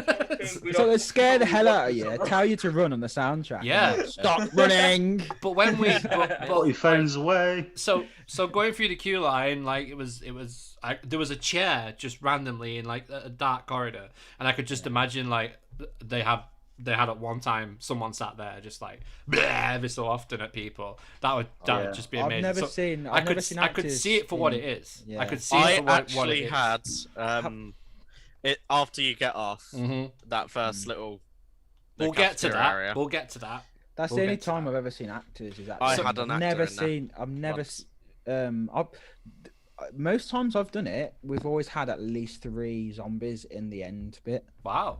Yeah, there was one. There was one in the end, and that was pretty much. But very surprising. Apparently, they have them all in the front queue as well, which is like more of the scare mazy bit. So I feel like they should just fill that up with actors if they can. So like being a massive fan of the show, we went in and straight away I felt like I was in one of the episodes, like just trying to get away, and like the loading up of the car. We got back row as well, so I've not ridden. Well, obviously it was X last time I ridden it. And I've not ridden the ride for ages, so back row took me back on how whippy that ride is and how great the layout is on X. It was just amazing. The only thing that is annoying at the moment, I don't know why they're doing this, but you can't go in an odd group. Yeah. You They can't. are not putting people in the It's because it has to be Wait, so fully you can't go as a loaded. single? It doesn't. No. I have on my own on It has X. to be. It has to. Yeah, but what they normally do, or they've done in previous year, is they'll have a staff member come on with you, because what they used to do when the last few years is they'll have zombie actors. If someone's like if someone's a single rider, they'll put a zombie on the train with them. Oh, that's cool. That would be awesome. That's cool. Yeah, I so don't and they pop up in everyone- character and everything like. Everyone's going to be doing that. They're like, oh yes, we're all single riders, man. Yeah. Everyone's going to be doing that's it. the thing. I don't understand why, because the ride hasn't changed physically. Yeah, they've changed a bit of the block, how the blocks actually activate. Shots, yeah. But it genuinely, they don't have to have. I have been on X. I've been on it on my own. Literally by myself. Yeah. No one else on the train. Yeah. Yeah. Well, They don't need to wait. So if you're a single I've done it rider- where I've had to wait. If for you are people, by like- yourself at Thorpe, you can't ride Walking Dead. Or if you're in a They'll free. turn you away. Or in a free. But as well, That's horrendous. That's Yeah. so stupid. It's not good. It's not good. horrendous. For us but, antisocial people. yeah. What's the reasoning? But the What's reasoning only about other option, Exactly. the only other option is what they've had. It's the same thing with 13. Like they had to have a certain amount of people to run the trains around, so they ended up having to put the water dummies on it. So the only other reason, the way they could do it is do that same thing, but then you're like lowering capacity, and that's not what you. it's a low capacity ride, really. It makes no sense. Either But, yeah, way, I don't Obviously been understand why. changed with it. Either way, Something's though, obviously been changed for the ride. The ride, like from the station, from the theming, and like, I thought the theming was spectacular. I thought it was incredible. From the tower at the start as well, that was nuts. So you go in, and then obviously it's the same layout, but the amount of stuff that's going on in that show building is crazy. Like, it's so crazy. You've got screens, you've got actual like 3D zombies, you've got, like the whole bit with the shunting, like, oh, we're losing power, we're gonna try and start it up again, but it actually felt like the train was going and then start. It was so good. And then like the ending as well, I don't want to spoil it for anyone who's not done it already, but it was so good. Like I went in with like, I miss X. I still miss X. It was a great rave, it was awesome. But when we came off as well, there was a zombie in the cafeteria. But when we got off, when you get off the ride, I got serious Subterra vibes when it was like, you can escape through the cafeteria, go. It was like, yeah, right, I'm going, and then like, blah, I was like, Jesus Christ, what was that? Like, and they say, don't run. Yeah, and it was, and then you're like, then you're doing the Olympic power walk through the corridors, and like, there's banging, the lights are flickering. It's so good. Like, it is really well done. It's Did you come out? Where did you come out of the shop, or was it around the back? Because it used to be it was around the back. Around the back, with the The luggage. shop, which was funny because when they had loads of actors in there, it was like a bit like Passage del Terror, like where you see those people just screaming out of it. Oh, there was people If you can't run, I'd skip out. Can you please stop skipping? Coaster Connections has made a good point. He's saying maybe it's because they're quite open, the seats are, so it's the restraint. It's like the bars. Is that the single restraints? They're single bars now. Single bars, single lap bars. They Just swapped lap- them. They swapped them from. It used to be Long. both seats were one bar. Yeah. They're single, and they lock down onto you. Lockdown. So- Joke, they must have just changed something in the Like operation. I've 'Cause now. you know how it starts The and only stuff. place I found it here is at the bottom of the Walking Dead ride page on their website, saying, "Please note, due to COVID-19 safety restrictions, you must be in an even group number to ride. Separate groups cannot mix." Yeah, At the bottom of the page, they don't make it obvious. They don't No, tell you that's that as not you're going obvious into the at all. park. You've just got to have someone in your group. If you're in a group, you That doesn't just sound like that. take Also, someone for doesn't the sound team. like a COVID restriction to me. No, Stupid. because how can you? Yeah, so like, I don't get that at all. I don't understand that. Like, what's that got to do with social? Because if we went on 13 and Sam was with us, he'd go behind us. There'd be 2 of us in front, and then you get the water dummies and all that stuff. So why can't Sam sit on his own and we be on our own, leave a gap, and then fill? There's trains coming through that station every second. Yeah. Like every like 10 seconds, there's a train coming through. Like, unless because how of many what they trains did. run?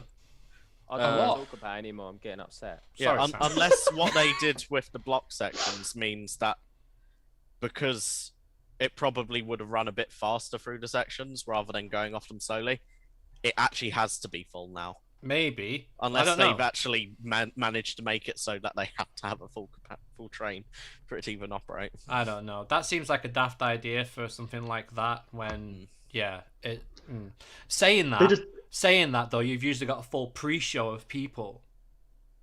So they have the numbers to go through, right? Makes sense a little bit? It sounds like they're just trying to hire throughput and they're just going no single riders kind of thing or no odds. Let's just. It's weird though. Like, how many people are not going to go in a free to a theme park? Not be able to experience an attraction? David's just said the letter 5 on. What? In chat. Yeah. That's incorrect. Negative. Tell him, mate. Tell him. You are wrong. He wants to know what I'm drinking as well. I'm drinking a pool and a. Yeah, just. He doesn't know. He's asking everyone what you're drinking, mate. It's a pool and a. Drinking water, but I was on Jack. Jeez. Munchin hell. I'm gonna say munchin meat. You're drinking K-cider, okay? All right. White lightning. You feel happy now? Tom, he's on the Lambrini. Deal with it. I'm not a peasant, my friend. What they said to us, Tom, was because we actually went into Inferno's queue line. Mm-hmm. I checked the app just as we were getting to the back of the, and it had just opened. So like, okay, we'll just go do that because rather than waiting for Inferno, because Inferno had like a over hour queue line, and yeah, got to the end of the got to there, and they said you can only go in a 2. One person's gonna have to stay off, then you can queue again. By the time we got off the ride, it had gone to a 50-minute queue. It's like, I'm not queuing again. It's stupid. So, but yeah, you might need to adopt a person or have one person sacrifice. I should have just gone around like asking people, "Do you want to go on Walking Dead?" Yeah. Can you imagine how many people actually do that though? Obviously, I'd have only I saw quite a few people get turned away. Oh, I've seen enough vlogs where someone's like paid a kid to get a kiddie cred. Like an ice cream or something. That's a can of worms. That's a can of worms we probably do not. It is. It's dodgy, isn't it? Like, or normally, like if you've got a big group of enthusiasts, like there'll at least be one family where everyone just swaps the kids to go on it, like because they're with the whole group anyway. So. I don't want to think about the amount of enthusiasts that will have just grabbed a. Well, not grabbed, but let's stop there. Never go again. Never leave again. What? Why? What happened? You don't want to say. We nearly got cancelled. Anyway, moving on to Mythica. Let's move on to Mythica. Yeah, Mythica. Let's talk about Mythica. This looks impressive. Yes, it does. It looks amazing. Is it as good as Flight of Passage? Is it like that sort of thing? I would say it's in between Soaring and Flight of Passage. So you've got Soaring, Flight of Passage. Wow. This is like bang in between. It's got so many similarities from a visual perspective to Flight of Passage. Wow. Because of the whole, if you're still like the creatures and stuff and the whole ethos.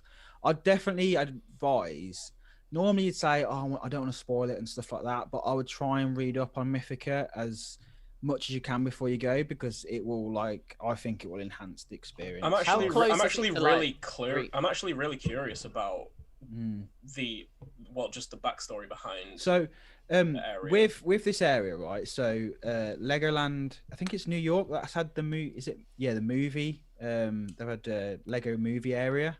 Yeah. So this is like a reskin of that. So it's the same ride. So it's a flying theater, like same ride system, family drop towers, and some this kind of creature and this like an encounters thing. But it's that. But so Mythica is the first time that like Merlin, as in the company, and Legoland Windsor have had to been able to create their own IP for a Lego thing. So normally it's like, here's Ninjago, that's a ride. You've got to use our IPs. You can't just like make your own up. So they've actually given them license to make their own thing up, and now Mythica is like an actual Lego thing. So it's get all the other Legoland parks, even the ones Merlin don't own, I don't think, are getting like a version of like the 4D movie.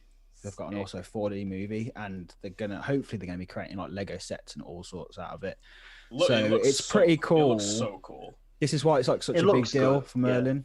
Can we touch on the photo ops as well? The augmented reality photo opportunities. Because in your vlog, not gonna lie, I skipped the bit where you went in because I didn't want to see too much in it. Yeah. But when you're walking around the photo opportunities, I'd go just for that. I wouldn't even need to go on the ride to like the area. You love a good selfie, don't you? The AR stuff is done really well, because when there was like Spain, I was like, okay, I just want to be at a theme park. I'm not bothered about like getting an app out. But when I tried it out, I was like, this is actually really cool. And the pop badges, I'm not a big pop badge collector. I'd rather have pins if I'm going to get anything.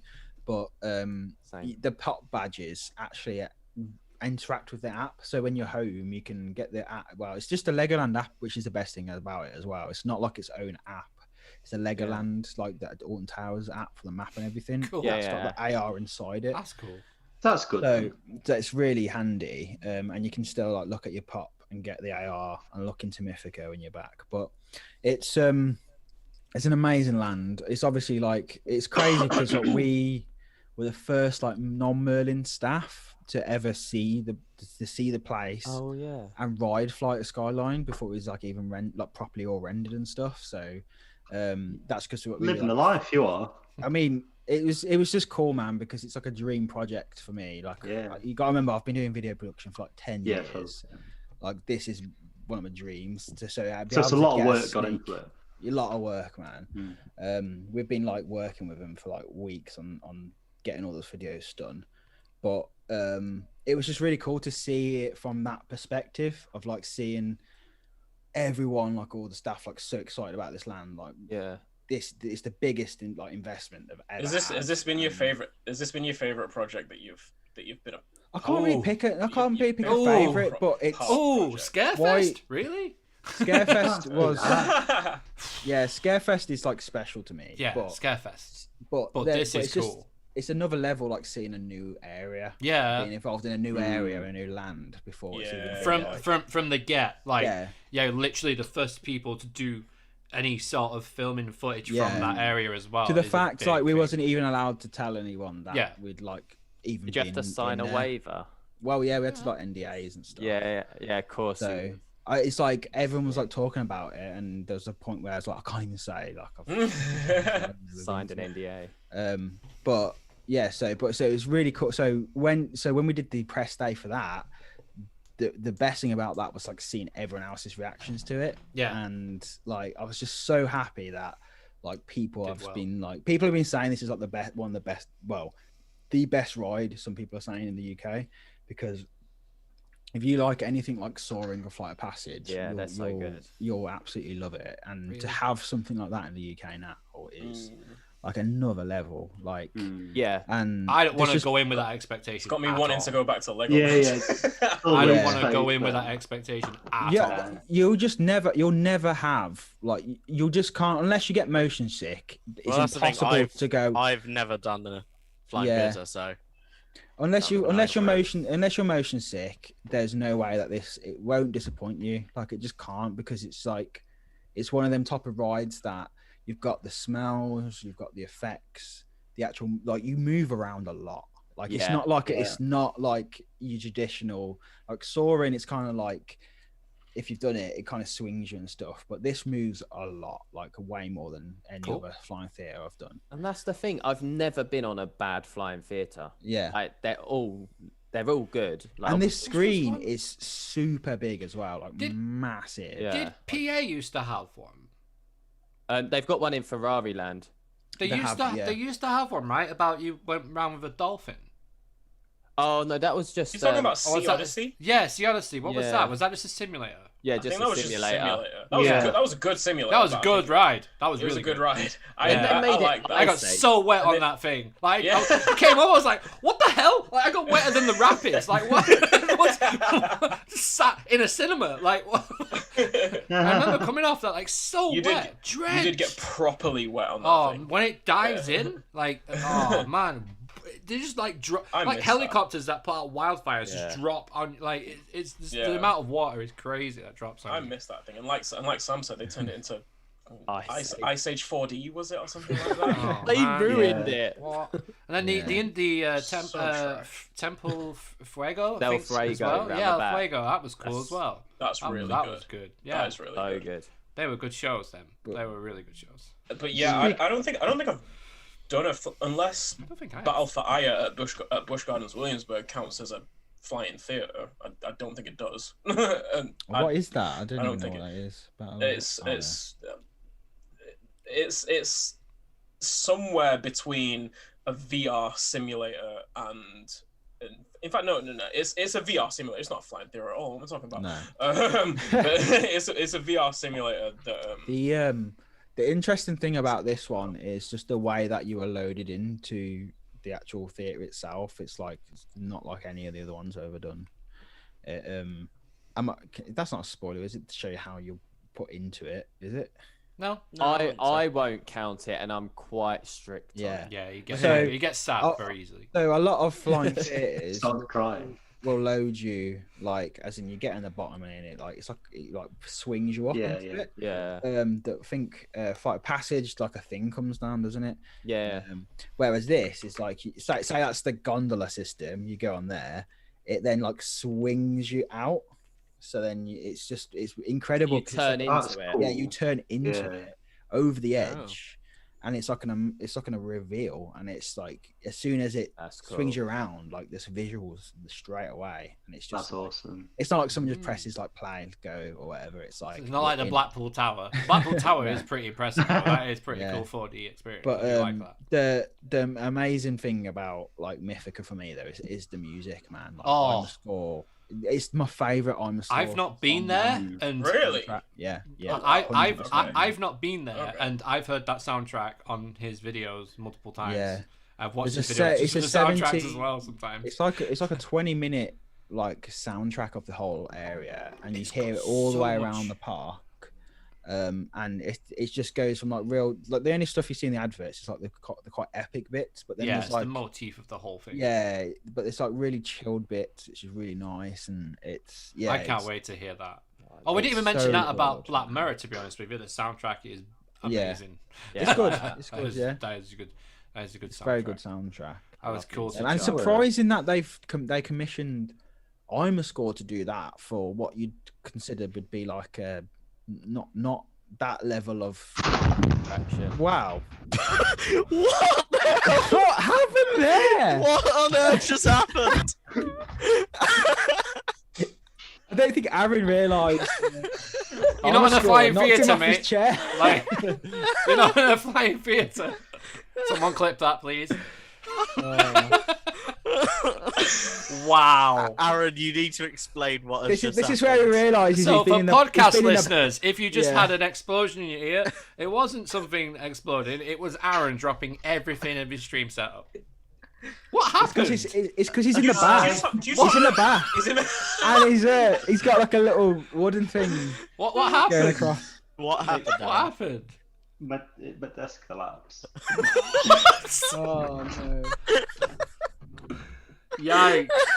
I'm not even drinking. That is mad. What, just randomly collapsed? You're the only one not drinking. Do you know what? Life's just not worth it. Oh, what? Clip it. Has your desk broke, or is it like a prop thing that comes out, or like a? Yeah, it just falls in every now and then. Okay, that's fine. Oh, Hi. He's back now. So Mardi Gras. Was she leaning on it as well? Because she seemed to fall forward. Karate it. Oh, what's the truth? That was brilliant. Thanks, Aaron. Calm down. Oh man. You all got stomach. I can't wait to watch that back. Oh no! I'm already watching it back. Aaron, don't worry about it. We've all done weird things on this podcast. Like, I haven't. Yes, you have. Clip this and get it on Twitter immediately. This needs to be in a roundup at the end of the year. Yeah. You know, a roundup That's they did great. at the end of 2019 or 2020. This needs to be a part of that, along with the bit that got I clipped just watched it back. along with the bit that got clipped out of your Gangster Granny vlog, Sean, with the the guard. with the guard in the back. Pod drop.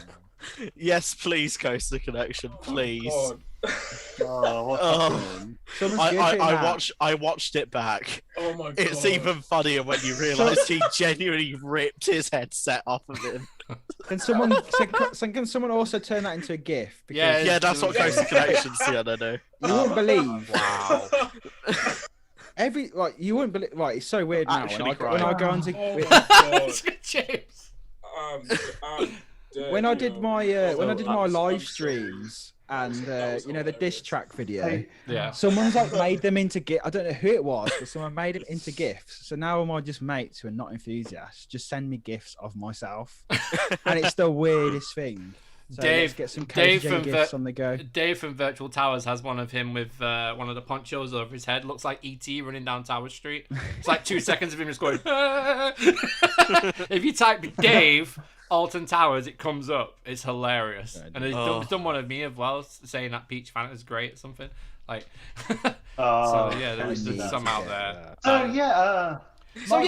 Anyways, on to the events. Perfect segue. Oh, hold on. I just want to say also, Hydra Challenge that used to be Squid Surfers. Oh my god, I wanted to ask you about this. Never done a ride like that. Oh my, that is mental, isn't it? It's the best. It's one of the best rides I've ever done. It's so much fun. Oh, that looks so much fun. Out of 10? Yeah, out of 10. Out of 10, mate. They are so much fun. 10. We're going to grading.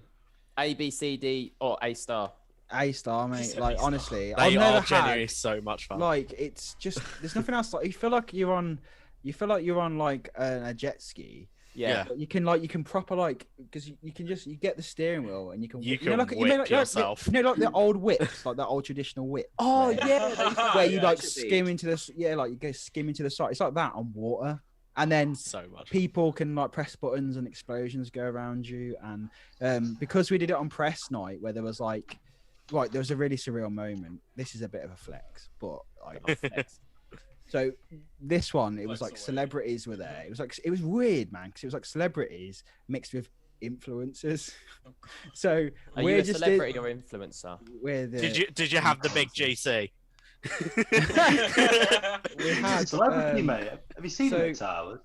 We had not many people would probably care about this, but like Tom Fletcher from McFly, like he was. He's relevant. We did like fly the skyline with him and his kids. It was cool. It was weird. It was a weird, surreal experience. There was like so there wasn't like. Didn't his wife win I'm a Celebrity? Yeah, Giovanna. I love the way that he's saying Tom from McFly and he goes, did his wife win I'm a Celebrity? Isn't that more important? Sorry, I'm sorry. Back to Sean's story.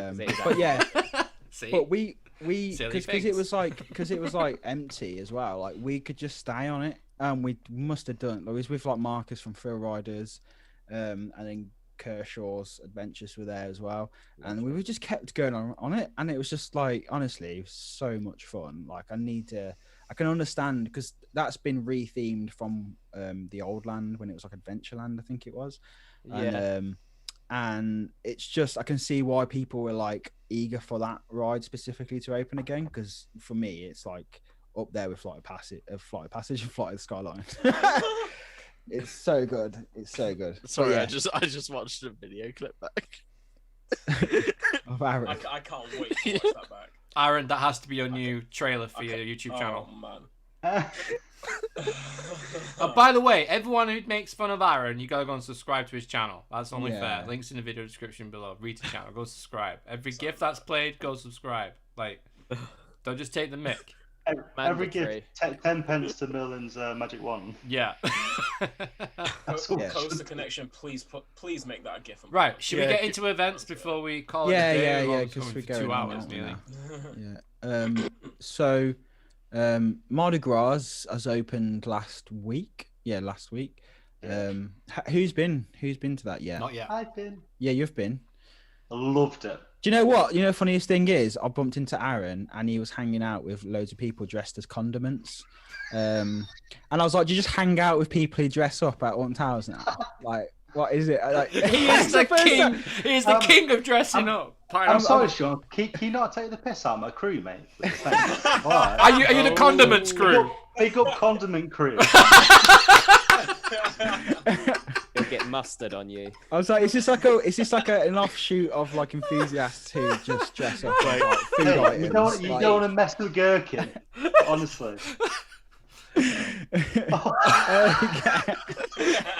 Oh no! The headphones. My whole life's over. No, it's not. No, it's not, bro. No, it's not. It's delete this headphone. Being saved. That is amazing. That's amazing. Mate, there's a GIF of me dancing around as a banana, so don't worry, bro. Oh yeah, I've seen that one. The rest of this is going to be. What did that say? Sam, what did that say? What is that on Twitter? Oh yeah, it's Spain without the S.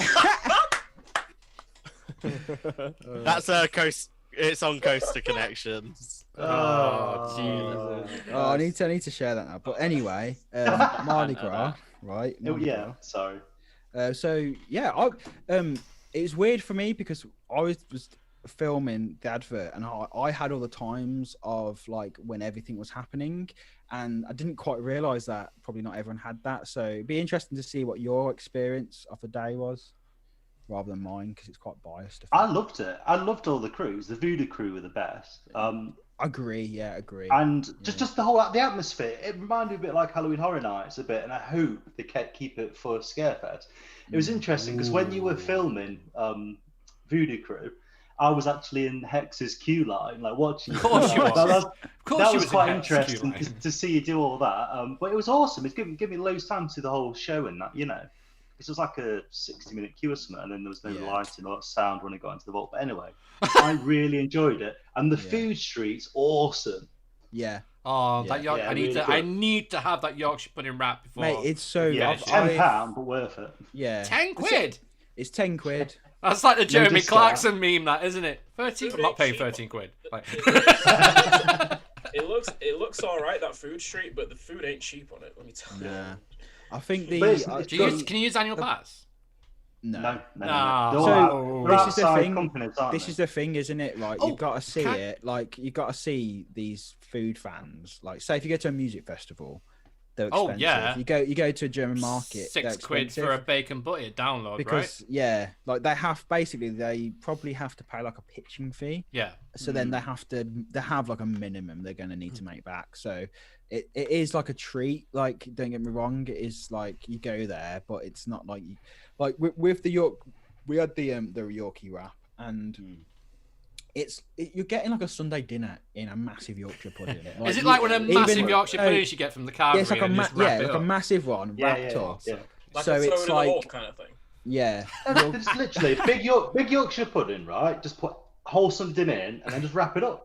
Nice. Like the actual Sunday dinner, and just stuffing everything in it. Like it's the pudding's the bowl. He looks so perplexed by it. This is what we do up north, mate. Living the dream. That is a northern thing to be weird. What I thought strange, right, was that there was no beer kind of tent or anything. This is what I was going to come on to. Like, I'll tell you what I think of it, and then we'll get on to like what I think. It sounds like we both agree with what could be improved on. Okay. But yeah, I think I'll just echo what Aaron said. Really, is that it just brings a whole new kind of energy. It's like just being when I was up in like Forbidden Valley, which sometimes you go up there and you got that like dead patch, haven't you? You know where the drill is it the gun or the drill? It's a drill. It's meant to be a drill, isn't it? It's a drill. Nemesis drill. and that area is just kind of like, it's cool to go through it, but it's dead in it. There's nothing there. So to have like this whole dance crew there, and then like everyone's like dancing past as they going through and stuff, and it's just, I just love it, the fact that all the different crews, like they've all got a different costumes that like are actually look really good, like really decent. The actual floats, well, the floats, but they're just like stages. They look really good. I did see them much on my visit. I did see them. They look really cool. The Marvin one. You should have seen Marvin one. You what? The what? The Marvin. The robot. The robot. Yeah. That's Forbidden Valley. Yeah. If you haven't seen it, go see the official Mardi Gras video on Alton Towers YouTube channel. I shot it. I don't know who did it. I don't know who did it, but it was very professional and well done. But yeah, that shows you kind of like all the different areas and stuff, the different crews. But yeah, for me, like 10 o'clock, if you're gonna go and do it, get there for 10, and go see the opening parade on Tower Street, because honestly, one of the best things I've ever seen at Towers, to be there on Tower Street. I love it anyway, but seeing like because all the crews get together at the start of the day and all in the whole thing, you've got stilt walkers, you've got people on unicycles, like it's what it needs. I completely missed this. Like, oops. That's what you need. I completely missed. So like my experience of Mardi Gras is probably not as comprehensive as you guys is, because I went on a 10 to 4 day on a Tuesday. So like I don't know if the dance crews or whatever they are make more frequent appearances on the weekends maybe, but I didn't see any of them. Yeah, when I was think there. That they are on timed slots, so you like it's very it's the thing is Towers is so big that it would be easy to like just miss them. Like, and that's getting to the point that I'm about to make. Like, there's a heavy asterisk with my experience because we went on a 10 to 4 day, and we were trying, and it was part of a bigger trip. It wasn't just Towers, and we were trying to get on just like all the rides that we could, including Gangsta Granny. So I didn't really get to take in much of the Mardi Gras, stuff that was there. But what I did think is just that, in the back of my mind, I was kind of comparing it to Oktoberfest, and like the inclusions of the Mardi Gras like setups in different areas of the park seemed kind of diluted in what I thought, because of how spread out across the entire park everything was, compared to Oktoberfest, where it was largely confined to just the lawn and Tower Street. I kind of thought that they used the same amount of set pieces and just inclusion for Mardi Gras as they did with Oktoberfest, but just spread out across the entire park, and it kind of sort of down like you see watered down I can what see could what be you included mean. where. Yeah. But like I said, like I think I need to go back and really pay more attention to it. I think that's true, but also you shouldn't have to work that hard you shouldn't have to work that hard it should be like, it should just be there, shouldn't it, really? And so I think maybe they do more regular appearances on the peak days, because I know that the last week as well, because it's been bank holiday, been out in 4/4.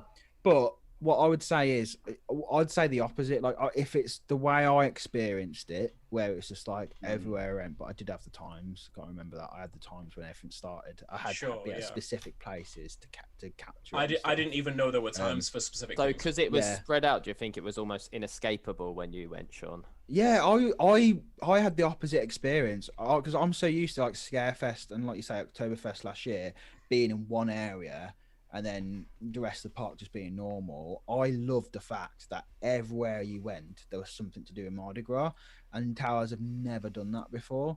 So I love the fact that you went all the way up to Forbidden Valley, and there was like people dancing still around going and stuff. But then it didn't take away from like going in. It wasn't as much as like Thorpe is, where it's cool that they change soundtracks on the rides and stuff, but if you like the soundtracks, some people would hate it and be like, I don't want to listen to a German version of it. So I like the fact that it didn't encroach too much on the area, the same way I don't think Retro Squad has really like pushed itself onto the different areas. Yeah, agree with that. But I just loved it, and I think the lawns are not utilized for Mardi Gras, but it's Food Street is. So it's like Food Street is now the place to be. And so where's Food Street? Sorry. So Food Street is like outside the towers. Okay. So it's literally right in front of him. Yeah. Okay. So like where the golf challenge is. Yeah, I get you. That pathway that goes up. Yeah. Yeah. Not the top one, where closer to the towers. The one that's down one that goes all the way up to the bridge. And it's a really good area because it's got loads of seat in there, and then they have like a one-man band guy going around. The guitarist who sits in a little stilt walkers. Stilt walkers. What I wanted to add, you've got a whole brass band going around as well, which is cool. That's cool. Yeah. The reason what reminded me like HHN was like when I got there. It was the first day though. Like I say, down Tower Street, there was just individual stages for each crew. You had like an overall guy in the middle, like on these stages, and the whole thing. I'd never seen anything like it at Towers before, and so the experience I got from the second I got there was just. That's why I'm saying different. Yeah. It's worth getting there at 10 because it sets you up for the day. It's like if you go in there and you like honestly, there's so much energy on that street when I was there, and it was just amazing. Like just to see everyone like dancing, like all the guests, because they're just like well hyped up for it, like dancing with everyone. And I can't believe I missed all this. Yeah, there's like a ringleader guy, and so they do that at 10 o'clock and then at 6 p.m. as well. So so 6 p.m. Even if it's an 8 o'clock close, it's still 6 p.m. But I think that's good as well because then it's like it gives people a reason to stay till 6. Yeah. Unlike the other days, which is like what Halloween. Yeah, like people just leave at like 4 or whatever. Exactly. So they need something like the Disney parks have, like fireworks, or that's what I think. Or like a lot of European parks have the water shows and stuff. Yeah, it's a big thing there. Towers need something neat like that, really. Projection mapping on the tower. Yeah, I was gonna. Because they've done that. They've done that at Warwick Castle for Dragon Slayer, and it was one of the best shows, projection mapping shows I've ever seen. Can you imagine it though? It could be like I saw one like in Cardiff that they did on a church. It was like amazing. Yeah. So what they could do going back to like on the Star Towers and going through the changes and stuff. I hope they do that. They're currently, I don't know if you've seen this, but they're currently redoing all the actual windows in the towers, window panes. So it'll be done within a few weeks. So imagine seeing that. I did see the work they were doing when they bring all that scaffolding down. It's going to look so good. So Sean, really good. Just tracking back a little bit, Harry's asked the question that I was going to ask. Are them times published anywhere in the park for the shows? I don't think they are, and That's I think not why. Good, but why? good But the idea. problem is this is what I was looking at. I was like, they don't publish them. They don't want crowds. It's like, if they publish the times, everyone would be like, everyone's going to go to at that specific time. So the what kind they of do say they'll is, not crowd him. So the kind of like over Sorry, what I was going to say is if you like get there and it's towards the end of like say the set, they do say we're back in so many like minutes or whatever, Sorry, they say that, and I guess if you just miss one. I'm not sure whether they do it once a day in each area or they do it every 45 minutes. I'm not sure. Because they're different crews, so I don't see why they'd only do it once a day. Yeah. So theoretically, you should see stuff when you go there, but it's a shame that people are like missing it because that's the point I was just gonna make. Like, it's not fair. Like, if they're advertising the Mardi Gras throughout the park, which they are doing, then that's what you should experience, right? That's what you should. It should be a case of like everywhere you go, there's something going on, and if you have that experience. But then it's like, do they want to treat him as like flash mobs where it's just kind of like, because if you see 2 in a day, that's enough. You don't. The thing is, you don't need to go see every single one because they're doing the same songs. They've got a slightly different dance routine for the songs, but they're doing like the same songs. So I don't know that if I've not been. Yeah. But what I'm saying is, if you went around and saw every single one, you'd probably be like, well, I'd want to. I want to see what they've done with the areas. Like I saw the mine train with the cannons and stuff. That's amazing. That's lifted that area up somewhat. So, mate, it's incredible. Like they had them smoke cannons going the off. Different costumes, all the different crews. You want to see all the crews if they're all going to be there. You don't just want to see 1 or 2. I'd want to, if I were going Mardi Gras, I'd be making a point of going to every show just to see it. Well, maybe it's a case of like if you message them or if you go to see someone. Basically, what I would say is 10 o'clock. Start off if you want to go see it. Right, go on Tower Street at 10 o'clock. At 10:45, they stop. From there, go to Mutiny Bay, watch that show. Go up to Catania Canyon, watch that show. Go up to Forbidden Valley, go watch that show. And then there's a break until about 3 o'clock. And then you got Voodoo Crew, followed by X Sector Crew. And that's a lot. Yeah, I think. Yeah. Like I said, when I was watching the Hex Queue, at the end of their set, the Voodoo Crew, they were going on. We were back in like I think it was like 45 minutes or something. Maybe they do it on a regular basis then, but if you definitely want to go see it, if you do it in that order, so like Mutiny Bay, Catania Canyon, X Sector, Voodoo Crew at 3, Forbidden Valley, then I've already said it. Go back if you want to know what it is. I do think they're not posting specific times due to just not just trying to avoid having crowding at each spot is valid. Yeah, though, no, I get that. I completely get that. Given the circumstances that the park is still working in. I do get that. I do think that's somewhat valid. Yeah. The way it should work is that you should just see it as you're walking past now and again. I think that's the whole purpose of it. I don't think it's set up to be like you go see every single show. It's just like it's like street entertainment. Yeah, just street entertainment. That's not regimented, is it? It's just like the point walking down the street. But the separate you're meant to go to but you're meant to go for like okay. What I wouldn't do is go and try and plan to see everything. The whole point is it's a relaxing atmosphere. Party atmosphere. If you go and see these parades and stuff, in New Orleans and that, you see flashes of them and stuff. So the whole point is that you're going to relax and you see something. I get that. I totally get that. But I'm a collector. Yeah, you guys know that I'm a collector. But I eventually collect my second channel. If the Voodoo Crew had Funko Pops and the X Sector Crew had Funko Pops, I'd want them all. I'd want to see them all for what they are. I do see the point that you make as well, Luke, about wanting to see them all because they are separate and they are different. Yeah. So maybe in future years they will be more. Yeah. I feel like we have covered that though. We've said like if you want to go do it, if you want to go see every single one, you just got to go to the areas, basically. You could go and do it if that's what you were there to do. Yeah, you could go do that. But the way I think it is set up is not everyone's going to do that. It's going to be very minimal people who like I would want to go see it. As I have seen every single one of them, and I'm glad I did because I think they're all totally different. Exactly, you're really glad unique. You did. So, but like I'm saying is like, COVID, they can't just be like everyone now go to X Sector because they're about to start. It's going to get mental. Maybe in future years, if they do Mardi Gras again, maybe in future years they will be more transparent with the times that each crew is going to be performing, and you will be able to plan to go. Well, you will be able to with more ease plan every one of them. Aaron's saying though that he heard that they are doing it every 45 minutes, so they may well be doing it every 45 minutes. And don't forget the entertainment on the main stage is pretty cool as well. I was having the orchestra wrap. I walked round to the main stage and that was pretty cool. What was happening there as well. So they so they've had the first time they've ever shown that new show, which is Aldernaut's Traveling Time Machine. It's got the Yeti in it, the Dodo, very steampunk style. Really, really cool actually. I really enjoyed it. Like it's a bit of fun. I love that because it's the same kind of people who do like the spooky.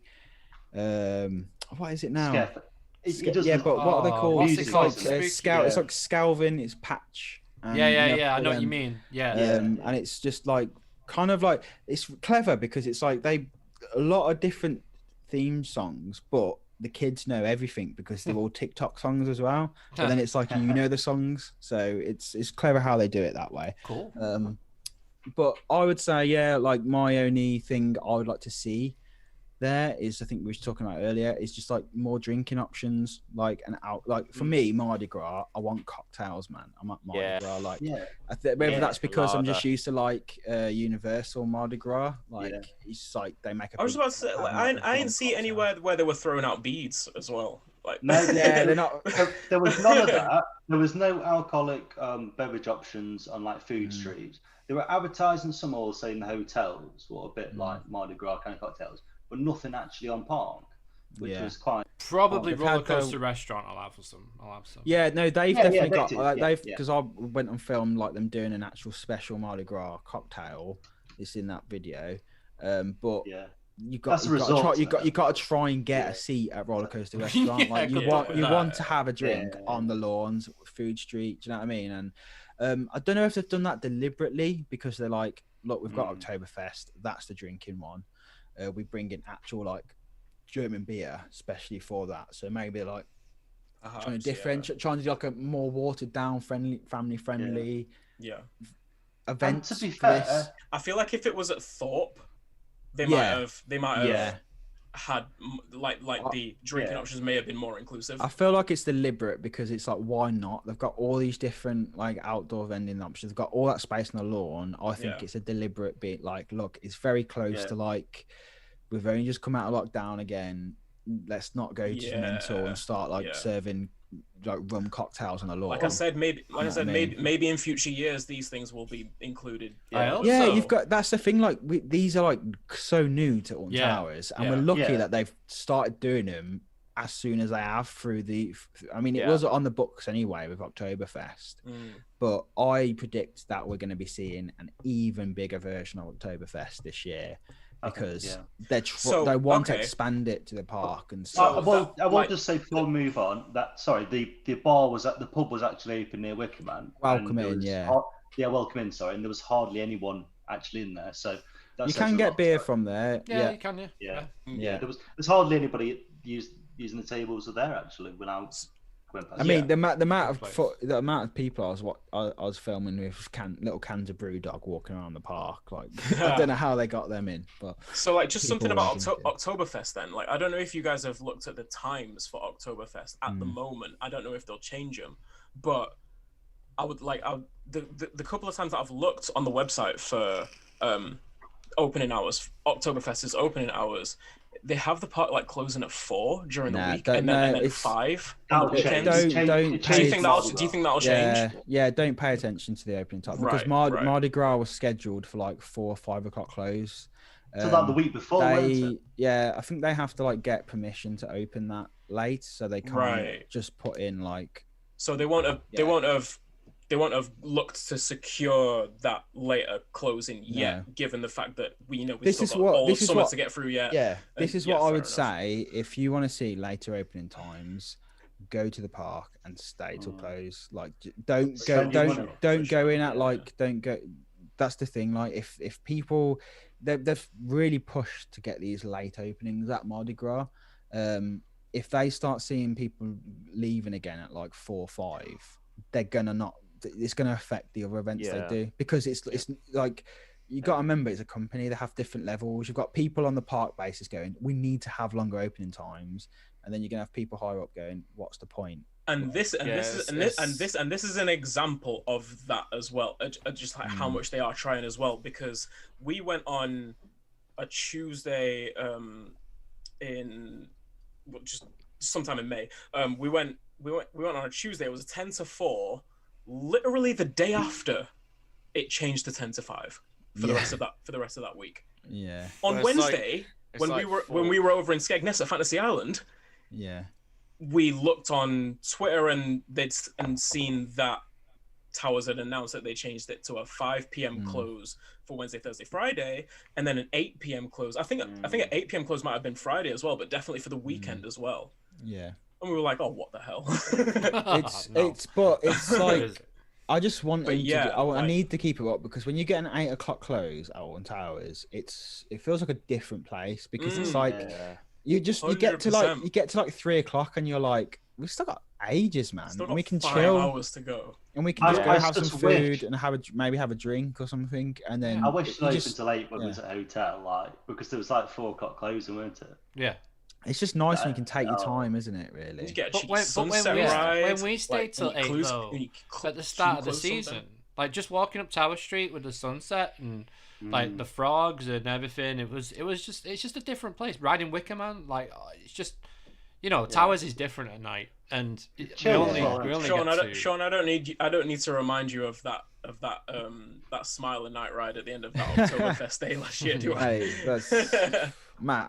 I love Smiler at night. It's just that's why I love Scarefest so much. Is them late openings, and if we get more of them, because I just love night rides anywhere at Towers. And when you get to like Halloween, it's like you get a good portion of like you can get a couple. Even just walking round Alton Towers in the dark is just something different. Like massive. Man. All the lovely like green and blue lights they have, just And over the Twilight Walk, Twilight. The garden walks was awesome. That was really cool. Good actually. But we'll be there though. We'll be there for multiple days, so we'll be able to do a night of scare attractions, then a night of late night riding. You're doing. As well, you bet.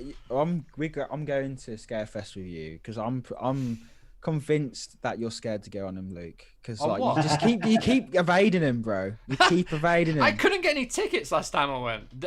I got invited down by Towers, and then they couldn't give me tickets. That's what is. I've never seen him run out of scare. I've never seen him run out of maze tickets, bro. Never ever seen him run out of maze tickets. Seriously, they did. That's what I was. I've seen Luke run out of maze. No, well, yeah, come with me. I'll prove you wrong. Simple as that. I'm the biggest wimp in mazes, so I won't do it. Well, I will, but you are doing them, bro. Yes, I'll tell you what. I can't wait. Are we all going to Scarefest? Yeah, I'm involved. I'm involved this year, definitely. Yeah, we're going Friday Night and Scarefest. Yeah, we're doing both. I'll do both. Stay in the shark cabin. Yes. I don't know about Fright Nights. I can't wait for Scarefest. I can't wait for fight nights. I mean, Fright Nights. There you go. Yeah. I'll tell you what. I also can't wait for. Just nighttime in general is just late night riding at Pleasure Beach. That is going to be a hectic month, though. It is crazy month. October's going to be nuts. Every Friday. I'm going to be in Ireland. I think work are going to hate me for having time off on that. Same. Every Friday is a 9:30 close at Pleasure Beach in September this year. Jesus. I'm involved. We need to make sure we do late night riding before in the summer though, because it hits different when it's like a summer night.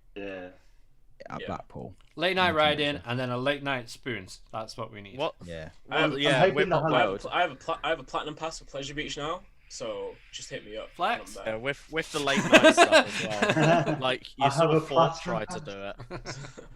Thorpe tried to do it with summer nights, and they ended up. The park died after 7. They were open until 10, and they stopped doing them because it wasn't sustainable for them to have it open. The thing is, Thorpe's like it's not. Pleasure Beach is. There's not as much. There's not. Night. Yeah, the thing is with Thorpe is like it's not a massive park. There's not as much to do, and there's not as much the places to go and like just sit and have a drink in. Like this, you know what I mean? Like it's you want to be sitting outside, and I've got a wilderness. Or less you want to go into Infinity Bar all the way up the top, but it's just not like the Pleasure Beach hits everything. It's like it's compact. They've got a lot of different varied rides as well. Yeah, and they've got plenty of places to sit and like just have a drink. Like there's so many places. So yeah, you can just chill. I just feel like that's the only thing with Thorpe that they're missing is just more places to just sit and chill. And I'm really hoping Blackpool's Halloween event's going to be awesome this year. The posters look awesome for it. So. I think they learned a lot from Journey to Hell. Like that was the first event they've ever done. Got a bit slated, but they tried something very different because they tried to do it so it was like all one. Basically, the way they did it, in case you didn't know, people watching or whatever, is that they had a series of scare mazes, but it was like you did it all in one go in different groups. And the problem with that was like you did it and then you had to wait for your entire group to move on to the next thing. So sometimes you'd be waiting 20 20 minutes just waiting around the park. So yeah, it was like, and had issues with the fact that they promised like a blindfolded ride on Icon. Oh, I heard about that. Yeah. And some groups got taken to what's it called? The flying, not flying machines. What the hell are they called? Oh my god, jets. I know what you're the jets. Yeah, I know what you're talking about. I can't remember the name. Can no one in here know what I'm on about? Red Arrows, yeah. Oh. So that was like the backup. Skyforce. Skyforce, yeah. Oh right. So it was like you go there. The fly machines no. The park. God, imagine that blindfolded. Oh my god. But you go there expecting, Icon blindfolded. And then, but the worst was like when people met up with other people at the end, and they were like, "Oh, it's a shame that we didn't get to do Icon." I went, "Oh no, we did Icon. What did you do?" And like, we did Skyforce. That's and it's just like, so they've learned a lot, and I think it's going to be good. It's going to be better this year, for definite. Like, cool. Look forward. I'd be well upset. I would. Jesus wept moment. All right then, guys. I think you got enough excitement today with your table anyway. So my heart's about to explode. I'm gonna watch that on repeat now. Well, thank you so much, guys, for joining us tonight. It's been an awesome podcast. It's great to be back as well, talking about theme parks with all of you. I won't read out all your names, but thank you so much for joining us in the chat. Really appreciate it. And if you do have any comments or any questions for any of us, please do leave them in the comments as well. And if you're listening on Spotify, make sure you go over and subscribe to all the channels in the video description. But for now, I've been Luke, he's been Aaron, he's been James, he's been Sam, he's been MIKHILE, he's been Sean from PARKSPILL. Please go and subscribe to all the channels, follow all the social medias in the links in the video description below as well. And we've been the CoasterGen Show, guys. We'll see you next time. Say bye, James. Bye, James.